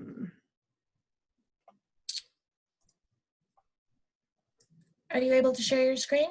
You should be able to. You see it? Do you see the, no? I know. Does Okay. anyone else? Apparently not. Oh, well, everyone else does, so it's just me. Okay. Oh, Okay. sorry, go on.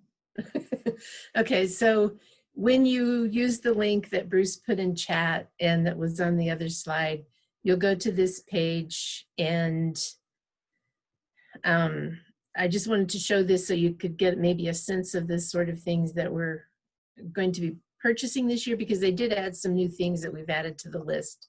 So you will have to fill out this information, and then there's a list, and you will just put in the quantity that you want of each of these items.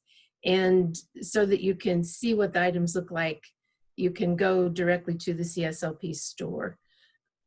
I could have put a link with each item, but there are too many things. It was just too much. So there are posters for the different age groups. There are bookmarks for all the different age groups, the reading certificates and reading records. There are also stickers that can be used with the reading records. There's the rubber stamp again. And then the small vinyl posters, they have the large vinyl posters. Those are too expensive for us to be able to purchase for everybody, but we do have the small vinyl banners. They've added outdoor signs this year that would like go out by the sidewalk or something.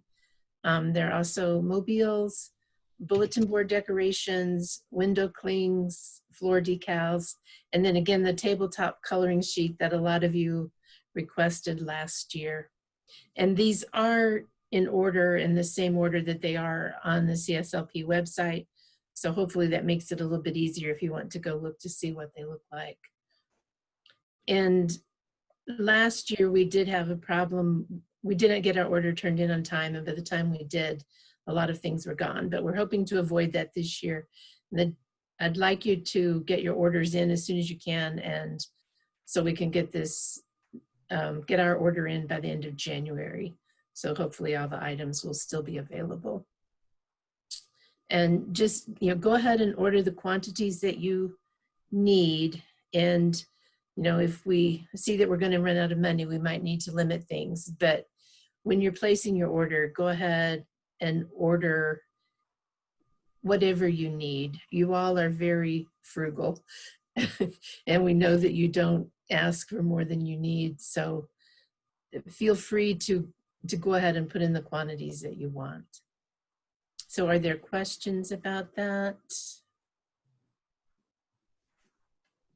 I tell you, I have never encountered such a conscientious group of people. You are very, very frugal, and we do appreciate that. But seriously, make sure you get what you need.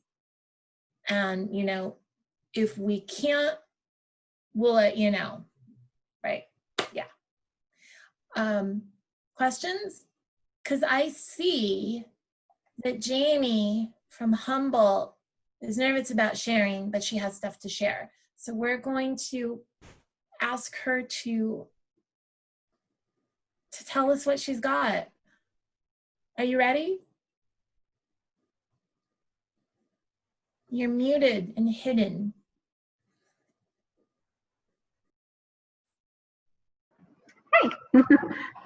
I just have like on a document, just like partnership ideas, things like, because this Friday is our summer learning meetup and everything. So I'm just literally like brainstorming like crazy ideas of like, I have a lot of partnership ideas that I don't know in like the virtual format, how that'll work and everything. But like we talked about NDOW, 4-H, we have our Safe Haven Wildlife Sanctuary where they have like tigers and lions and bears and all that great stuff.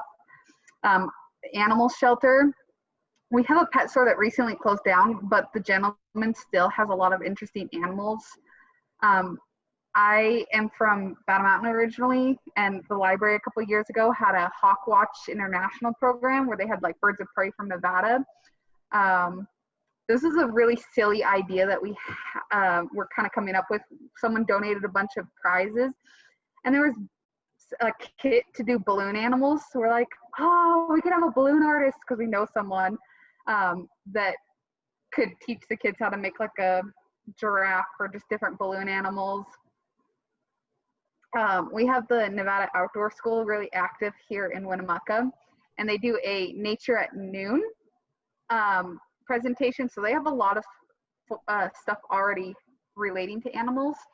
And then I saw this somewhere where it was like trails and tails instead of tails and tails. It was trails and tails. So it was taking your like dogs on hikes. So again, partnering with our Nevada Outdoor School for hiking, outdoor opportunities.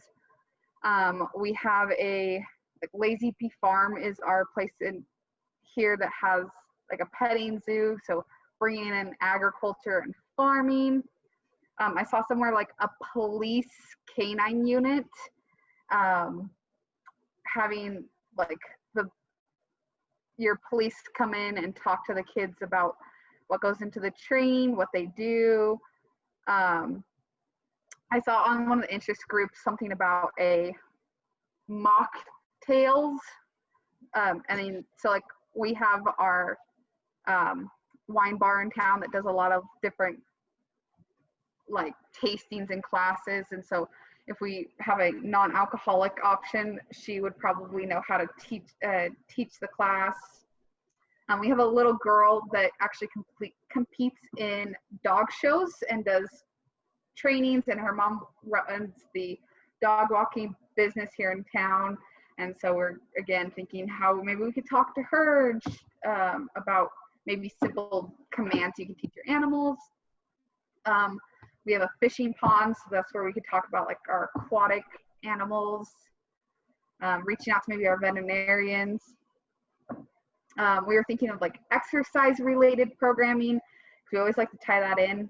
This year I did like a jungle story time, and I came up with some animal yoga poses that told like a whole story. And so we were going through a safari, and then we saw animals and we had to do the different poses. So it was like a whole like 15-minute like progressive yoga story that was fun. So I could just brush that off, do that again.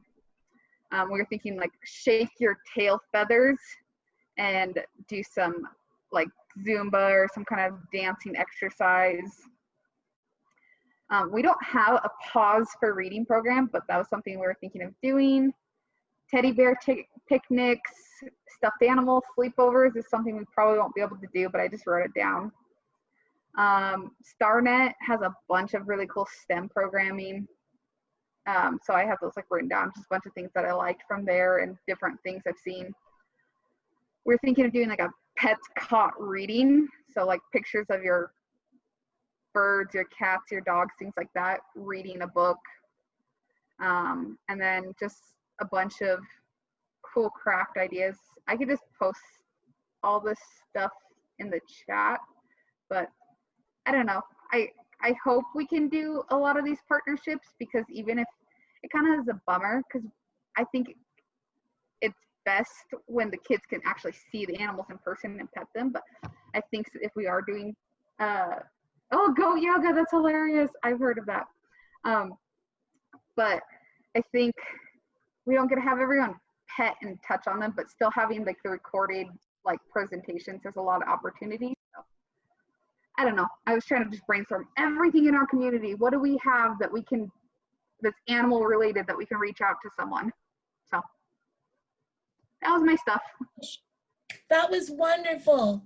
I want to say we worked with the animal shelter and did an adoption day back when, you know, you could do that, and it was great. And we did a pet food for fines and got so much food donated that we were able to donate to animal shelters outside of our county.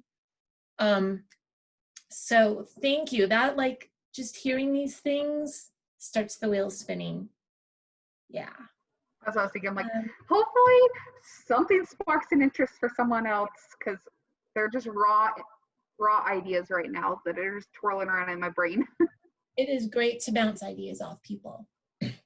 Okay, we are at 12:32. Does anyone, oh yes, thank you, Bruce. There's the workshop evaluation. Remember, you only need to do it once for the whole time that you're here. All right, this is our alternative to Google Drive this year. It should be something that anyone can access without an account. And I plan to put all of the links and documents up here, and this is how it's separated out by now. We've got book lists, programs, and everything that was shared today will go up here, and I'll put a link to the YouTube channel where these recordings will be. Just right. Anyway, so that's what we got going, and it's padlet.com NSLAPR 2021 SRP. I'll put that in chat. And that is it for today. Thank you all for attending. Does anyone have anything they want to add before we sign off and